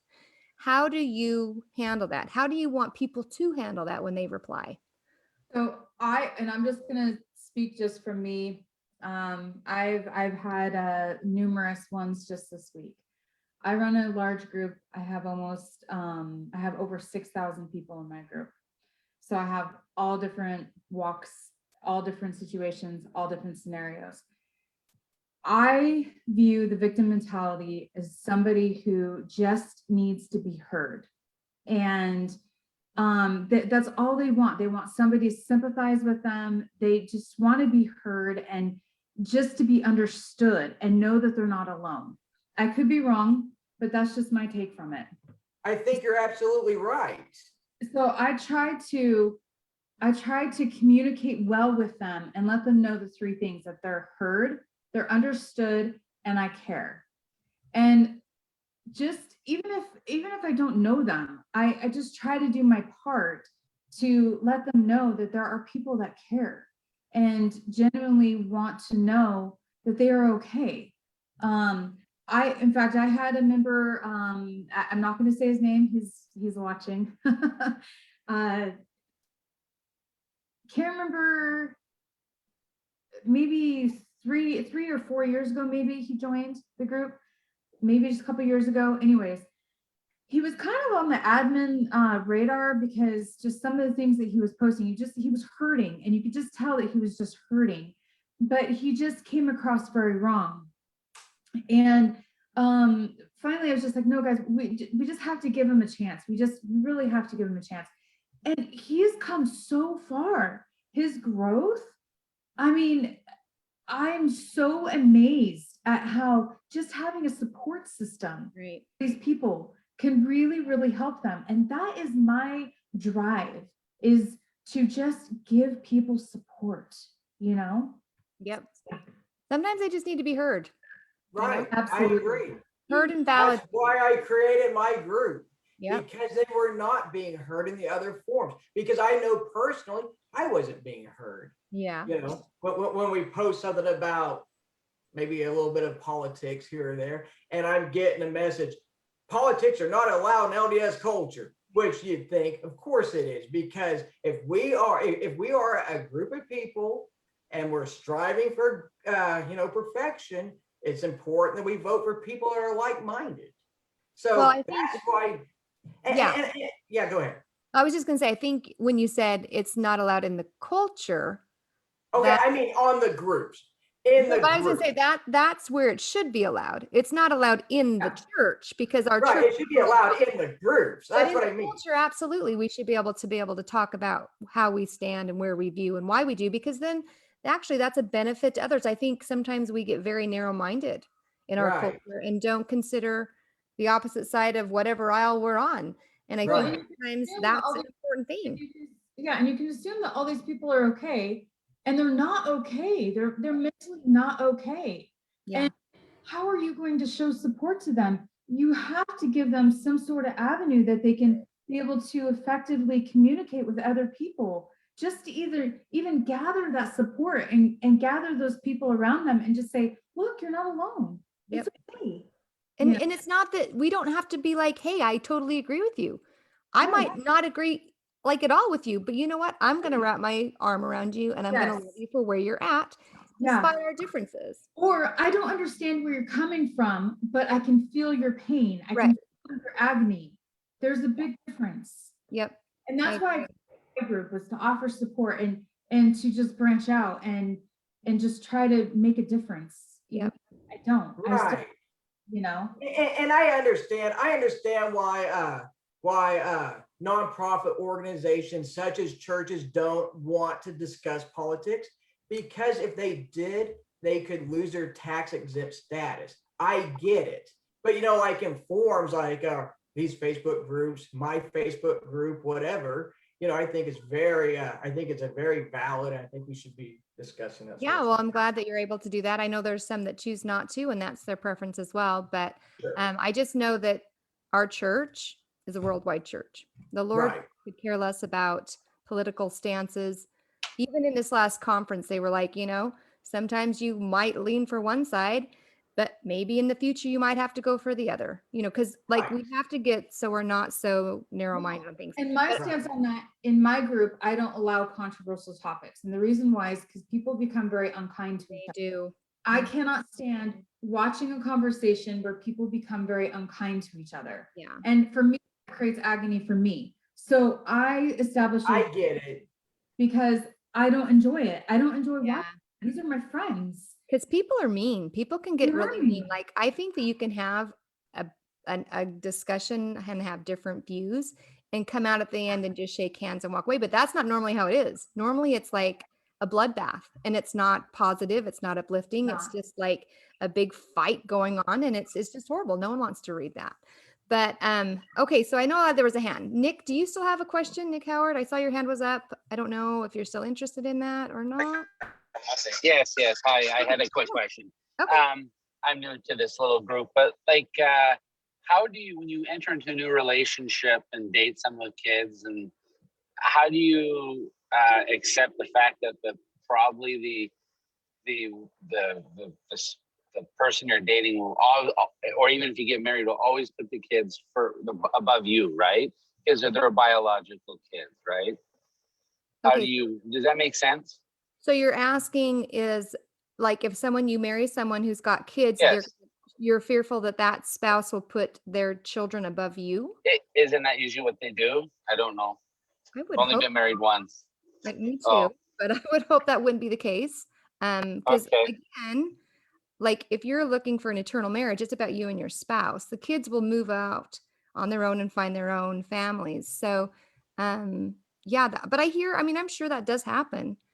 And I guess hopefully there would be warning signs that you would see that maybe they don't have time for you Yeah. when it comes to their kids. I don't know. What do you guys think? I will say that I have, and by the way, sorry, I had to step away for a minute. My kids were blowing up my phone and they were like, I need to call you. So I had to go take that. The other thing about having kids, right? So, first of all, this is why it's important definitely to date a while and discuss these topics. And I always find it a huge red flag when you find people that don't really want to discuss it and they just want to move past it real quick. Like, oh yeah, of course. Like, yeah, not a problem. Like, no. Let's like really kind of find out what we're all about here. Like let's talk about the scenario.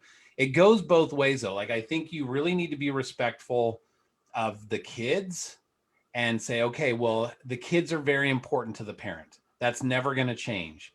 But it's also important to understand, like, it's okay sometimes to be second place in those moments. Like, if my kids were coming and, like, let's say they were at my place and, like, one fell down and got hurt and they needed me and they were all emotional or whatever because they're younger. And Celeste was like, I just don't like it that you like spend time with your kids, and like, well, I was here and you had to go and help them and yada yada. Like, that would be a huge red flag for me. And if I did that for Celeste's kids, I'm sure it would be a huge red flag for her. Like, you being around those situations and fleshing that out a little bit is going to be super important. I don't think there's just a way you can come in and say, by the way, I'm on top, your kids are second, and that's just how it is. I don't think that's going to work out at all. That's just going to like open Pandora's box and be a disaster. But if you do come out and say, look, I understand there are going to be times where I kind of need to take a back seat because the kids need you. That's totally cool. But at the same time, if I'm always in the back seat because you just really want to place me there because everything is about your kids, then that's also a problem. And that's where you got to find out through dating. So there's not really a magical wand you can wave and just give an answer and say, this is how it's going to work. I really think that it's going to take some time and some kind of feeling things out.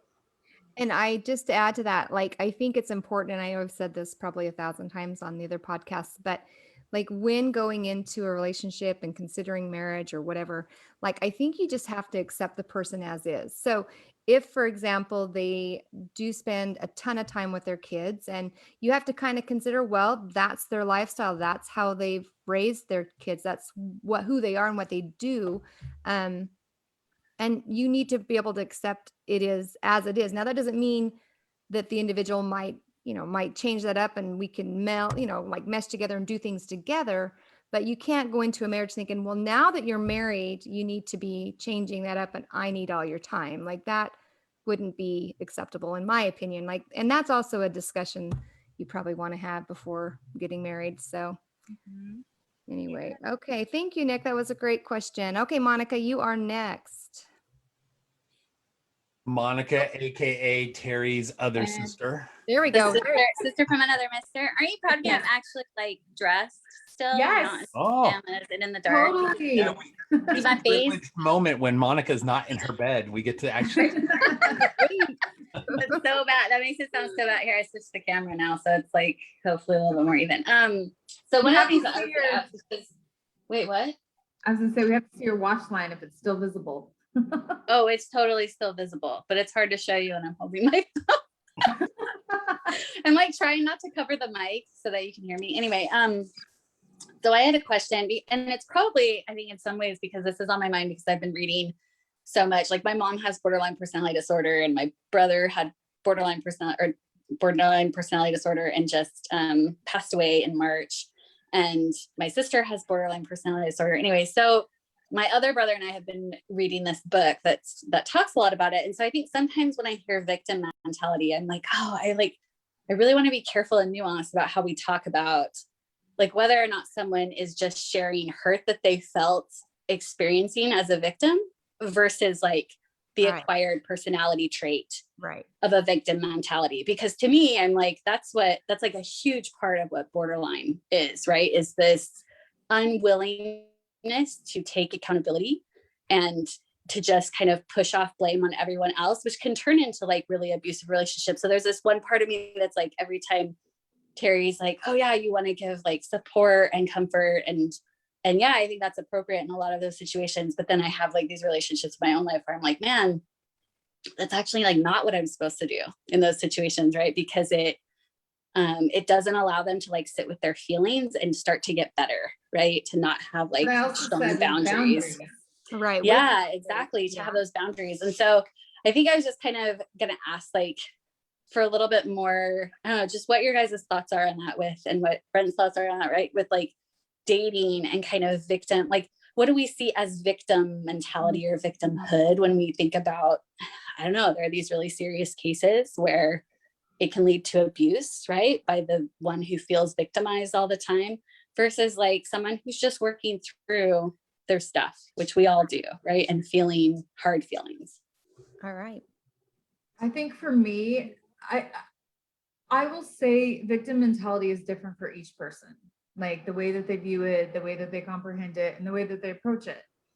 For me, victim mentality is kind of one of those situations where, so I have a friend who, I used to, until I put boundaries up, used to just dump, like a dump truck, everything everything on my lap. Nothing could go right. Nothing was this. His ex was horrible. His ex was this. His ex was that.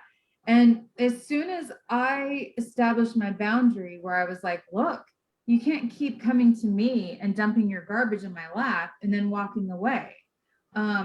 There has to be, some give and take here. He then started dumping on other friends. And to me, that's just victim mentality, where his circumstances are only going to get worse. His future is only going to get worse because right now he can't see past what he has in front of him. And so it's just this, like, I emotionally, I just couldn't take it anymore. It was so draining. Yeah. And so that's when I just had to just say, look, for my own sanity, I can't do this. I can't be your dumping ground.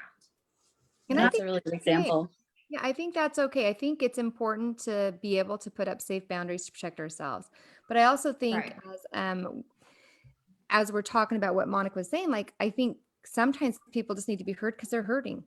They Right. just need someone to listen to what they have to say. It doesn't mean they're like playing victim. Like, my story is kind of crazy. Like, if I were to share my story, I would want people to hear and listen and try to understand. I don't play victim to it. I don't be like, oh, poor me, my horrible story and what I've dealt with and stuff like that. But I think in those moments we have to realize, like, does this person just need support and need to be heard because they're still processing, or has it become an acquired trait to where they're like, I'm going to play the victim because then I don't have to take accountability. And it's kind of hard to figure out between the two, I think, sometimes, but I think we just need to do our best. And if we realize, hey, this is too much for me, I'm going to put up my boundary, and we can feel okay with that. I don't think there's anything wrong with safe boundaries. Yeah, and I think I can, like maybe the general signs. You will want to maybe watch about the consistency of how powerless this person always feel and think about themselves, or is this person always blaming somebody or you as they interact with you, or how they perceive their environment is always like a catastrophe. So if they're very consistent, and I like what Celeste said, that you can, and Terry said that you can set those boundaries, but those are probably like little things. And how consistent is this person showing the signs of being a victim? Because you're right, it is very draining. And when you're with somebody who's embodying maybe a date or I don't know, like a family member or a friend, it definitely affects your energy. And you have that awareness that I don't want this for myself. So I mean, yeah, then you get to set those boundaries and maybe distance yourself a little bit. Granted that you're not, if they're really a friend that you value, there's still a level of you need to take care of yourself first in order to even help somebody out. That's my few cents on that. Yeah, for sure. I think something else to look for is like escalation of stories and trauma. Like if something just seems to start small and just gets like worse and worse and worse and worse and worse over time in the telling, or big changes in mood, right? Like where like 2 weeks ago, my mom was super upset because my parents got divorced and was just like, I can't survive without your dad. And now she's like on the verge of marrying someone else. Like, right? Like really quick shifts where like somebody seems to be like the savior coming in and picking someone else and saving them from their victimhood can also be a And sign. That attachment. Yeah, like unhealthy attachment. Yeah. Yeah, absolutely. To me, it's there comes a point when like somebody's done something wrong and they refuse to take responsibility and they just play that card. They're like, well, I'm not really responsible because of X, Y, or Z. Like my ex was fantastic. It still is at that, and maybe to the point where they even lie about it. You're like, wait. Like you just basically totally punch that person in the face. Like, well, yeah, but they did something that made me mad, so it's all their fault. Like, okay, all right. Like there's a little bit of a victim card here. Like I always said that she's got a platinum victim card with an unlimited spending account on there because she will just swipe that sucker left and right. And it's to a point where, I think you see people, there's one thing when they are like kind of venting their hurt and their pain. It's another thing when they're just taking it all and saying, yeah, I did nothing wrong here. And this person did everything to me. because we all do stuff wrong to one degree or another every day. That's why we're not perfect and we're trying to move on. But when they take zero accountability for anything ever, that to me is like, I can't do that. That's beyond a red flag. Like that's multiple red flags, like waving in the wind with like horns blaring, you know? So that's, Yeah, I agree. yeah. I remember, so like, for example, to kind of this point, make it like a little more tangible. So my ex, for example, like before we started dating, she had a boyfriend and they had kind of messed around or whatever, you know, things happen. Cool. But when it came time to kind of rectify those, rather than say like, well, you know, just go and like get it taken care of, talk to the bishop and whatever needs to happen. It was like, well, this person they fooled me into thinking that that was okay. I'm like, wait a minute, you've grown up in the church your whole life. Like, you know what's right and what's wrong. Like, and so like, it was basically all projected. And, you know, I'm about as smart as a sack of hammers, you know, most of them are rusty. So I'm not all that bright. Like I didn't catch that clue of like, okay, she's doing this victim card here. Right. So everything was like, well, I didn't do anything wrong because, you know, he basically didn't tell me that that was wrong. Like what do you expect to happen? Somebody to come down and like telegraph this to you, like this is wrong. Then you would still find a way to twist it. Those are the kind of situations where I'm like, you know better. And you chose this, just own your actions. It's like, I'm not condemning you for what you did, but when you essentially come out and say, I have no responsibility here because I'm a victim, that's when there's a problem.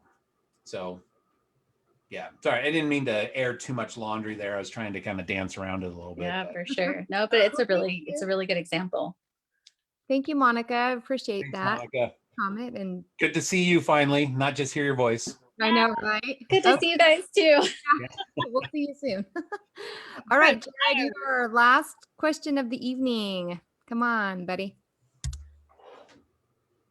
Well, it's not really a question. So, I mean, it's more of I think there's a fine line and we're talking about two separate things. There's victims and then victim mentality. Jared, we can't understand what you're saying, man. Okay, sorry. Really mumbly. Yeah. Sorry, let me shut it off. Did we just lose him? I don't know. Did we lose him? If you can hear us, Jared, we just could not understand what you were saying. It's really mumbly. Is he Yeah. not in here? Did he Oh, go? he shut it off. Okay. I don't know. I don't know where it went. Well, anyway, okay. Well, I was gonna make another point. Yeah, Sometimes I kind of think that there could be a benefit to being a victim. You know, because think about it. If you could live in a mindset where you're always a victim, you know, you don't have to take responsibility for any of your actions. You know, you get other people to feel sorry for you. You have the right to complain. So keep in mind, there is a situation where why would somebody not want to play that victim card every time they can? Because obviously it's paying out for them. So when we were in counseling, the counselor brought up that, you know, the victim, when you have that victim role, basically it's absolving you of what happened because, like, think, for example, like, you know, a murder victim, right? They didn't choose for that to happen to them. It happened to them regardless of what they wanted, right? They didn't go out and say, hey, somebody please murder me, or I was kind of, you know, part way wanting to be murdered or something. Like, that happened to them. And so they are not the responsible party, the other person is. That's an extreme example, but the idea is that victim mentality gives you that kind of role of, well, I didn't do anything wrong here. So therefore, like, I can say that I have no culpability. I have no, like, you know, responsibilities associated with the action that happened.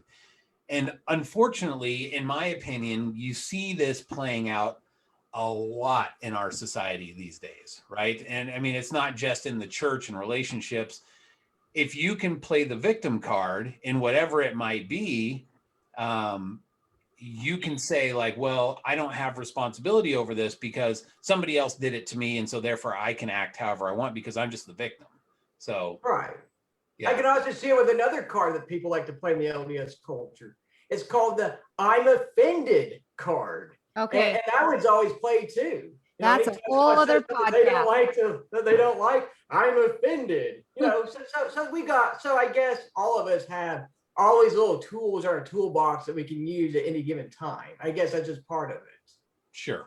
Yes, agreed. And that we could probably do a whole other podcast on Hey, that. I'm back Right. on now. All right, Jared's Jared. back.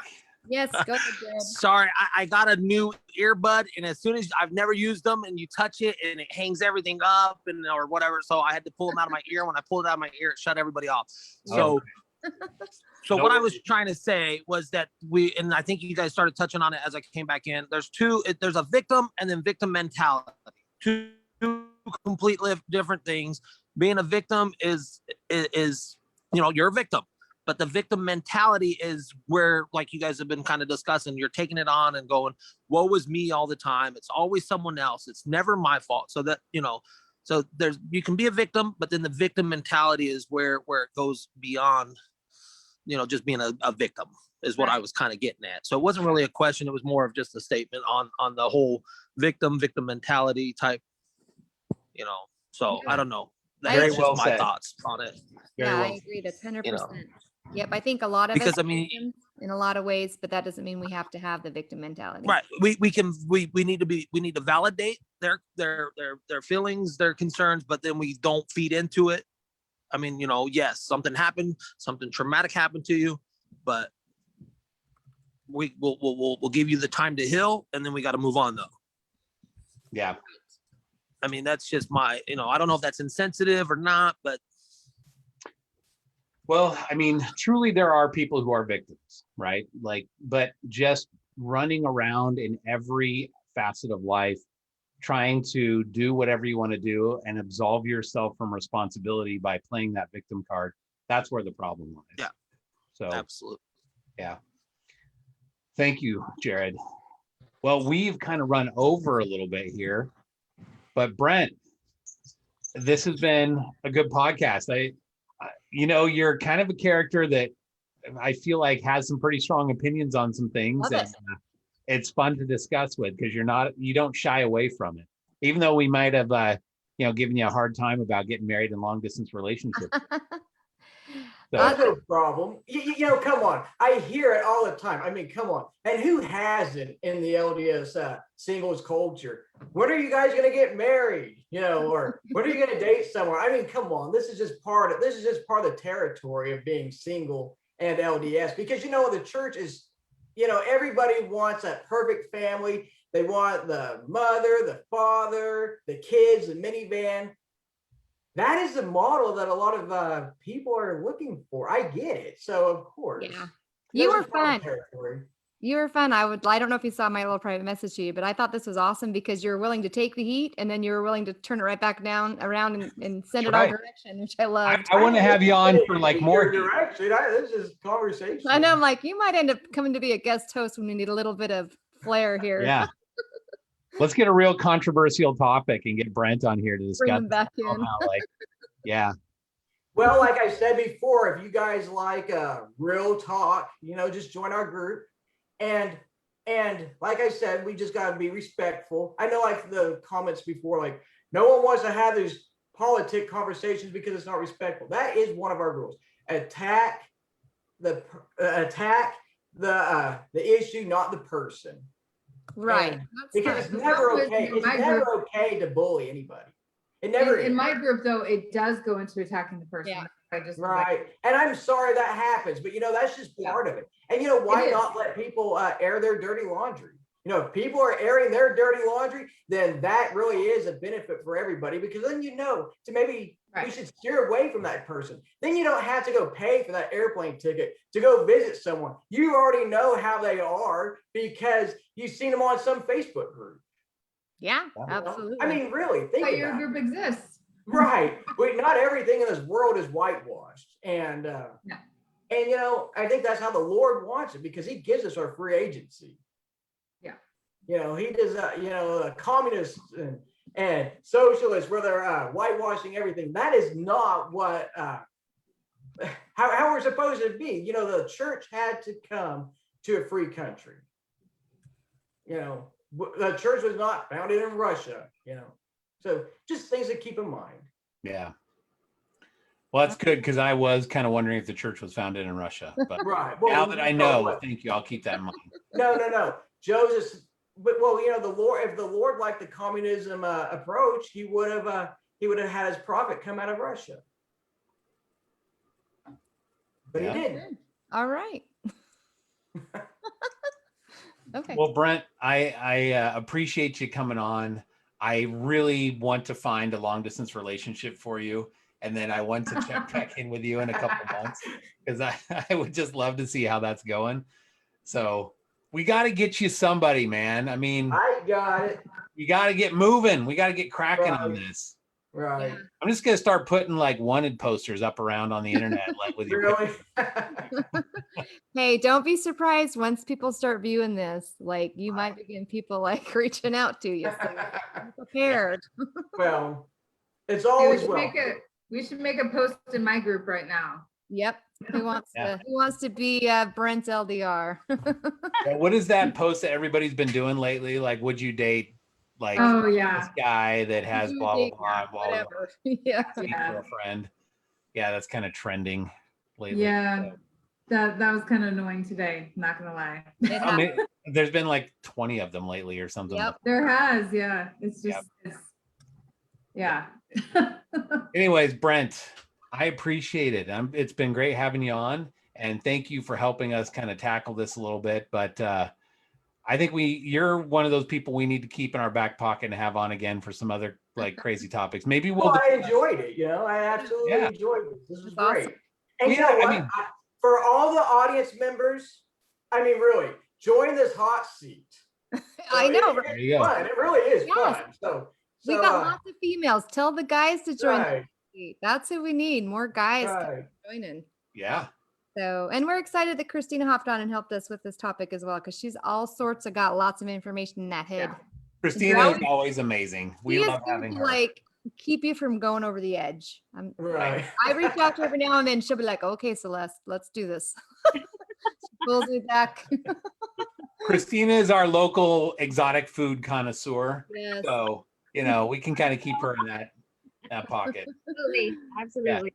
She would probably actually eat the tarantulas. So Good. In a she steak. would. Ew, don't do it. Then that's up That's in what we should Oklahoma. do like one show. We should have Christina on to just eat like a balut or like a tarantula or something. That would be awesome. Make it like a fear factor. Yeah, exactly. Please now. Christina and the fear factor. See what she will and won't eat. That's funny. Celeste is like, I don't know. I haven't tried that kind of chicken before. And Christina's like, whatever. I eat dead baby goats. Like, I don't even care. I eat all chicken. I just don't eat seafood. Okay. When you say you eat all chicken, what does that mean? All normal American style chicken. Okay, gotcha. Like Because even you know, if in it some eats, countries they say it tastes like chicken. It may not be chicken. Just the normal chicken. Okay, the normal American chicken. I way. gotcha. Yeah. So we went out to eat, I don't know what, like a month ago or something. And I finally got Celeste to try some shrimp. And you would have thought like it was the worst thing ever. And she was totally going to gag right there on the spot. I'm like, this is shrimp. This is amazing. It's the This is texture. the food of the god. yeah. I've tried it many times. He just thought that his shrimp was going to be something I liked, and I just don't like shrimp. I just don't. I No, tried. everyone has a Pulled different. out of a bag. Oh. So good. But I did taste salmon, and I liked that. And I tasted like roast beef, or not roast beef, some. Oh sort of yeah. I had not roast beef. something that wasn't prime cooked. rib. Prime rib, and Oh, that's good. I liked that. So She liked it, but she didn't like the color. So we had a big discussion about that. the So point Change is the that I light would bulb. try it. I did try like clam, I think, which was disgusting. I'll oh yeah, try fried it. clams. Yeah, I just Yeah. See, I don't think Christina's I could like, eat dude, just give it to me. I'll pound that sucker down. Like lobster. Put it in a steak, dip it in a sauce. there That's you right. go. There you go. Hey, I have never claimed to be as cool as Christina, and I never will, because she knows she's the bomb. Yeah. Christina's got it. She's just like, I don't even care. I don't Just even know like, why she's not married. Like, are y'all nuts out there? Like, Christina is available. I know Girl up. what I'm saying. Booking. Okay, before we end this, I do have to ask one question. So, Christina, have you seen those videos where there's the little octopus and they pour the soy sauce on it and starts doing the thing? Would you eat that? Yeah, I would. Oh my gosh. All right, there it is. It's Uh-uh. official. We got to do this on one of the podcasts. I got to see it. Hey, I have had octopus and I'll eat that. I just don't like the one that wiggles when you pour soy sauce on it. Yeah, you know, Celeste will eat octopus, but she freaked out over shrimp. It's because shrimp is chewy and weird. Okay, I'm with Celeste. You're I'm supposed to peel it first. Oh, I do. I've had it all various ways. Now, what were you saying, Christina? You were going to side with me, so we don't want you to go. yeah, I mean, I'm okay with shrimp, but it's not my favorite. I prefer octopus over shrimp. You know, there's There's something that moves and something that doesn't move. It's like chewy. It's a texture thing. You know, don't like it. And I don't like shrimp that has a lot of sauce, like the garlic shrimp. Don't hate me yet. Oh, I will say, okay, the best shrimp I ever had came in a bag with a bunch of Cajun seasoning. It was so that good. one is good. That one is good. Dude, yeah. I seriously never thought I would be in the back of an SUV sharing the shrimp with a friend and wanting to kill her because she kept eating my shrimp. Yeah, pretty much. All right. It's throwdown time. We are way off topic. This is definitely a Yes, conversation. yes. This should have been like after party. So Podcast, go all food. y'all on Brent. Facebook got a little bit of a glimpse of how our after parties go. And Brent, you get a little bit of a glimpse to see how long distance you can get to know somebody, even if you find out tragically that they don't like shrimp. So Right. yes. So Got to and- embrace the differences. yeah, it's fine because that's just all more for me, right? Like, That's right. yeah. All right. Well, Brent, thank you so much. I don't know if you've been on before, but we basically stop at this point and kind of let everybody turn on their cameras and mics and stop the recording and all that good stuff. And we have what we call the after party where everyone hangs out and it's just more of a kind of an open forum to discuss whatever. You're more than welcome to stay as long as you want, but you're under no obligation, of course. But we would love to have you if that's something that you're interested in. Sure. So, great. Awesome. Cool. Well, thank you. At this point, I'm going to go ahead and stop the Facebook feed and stop the recording. And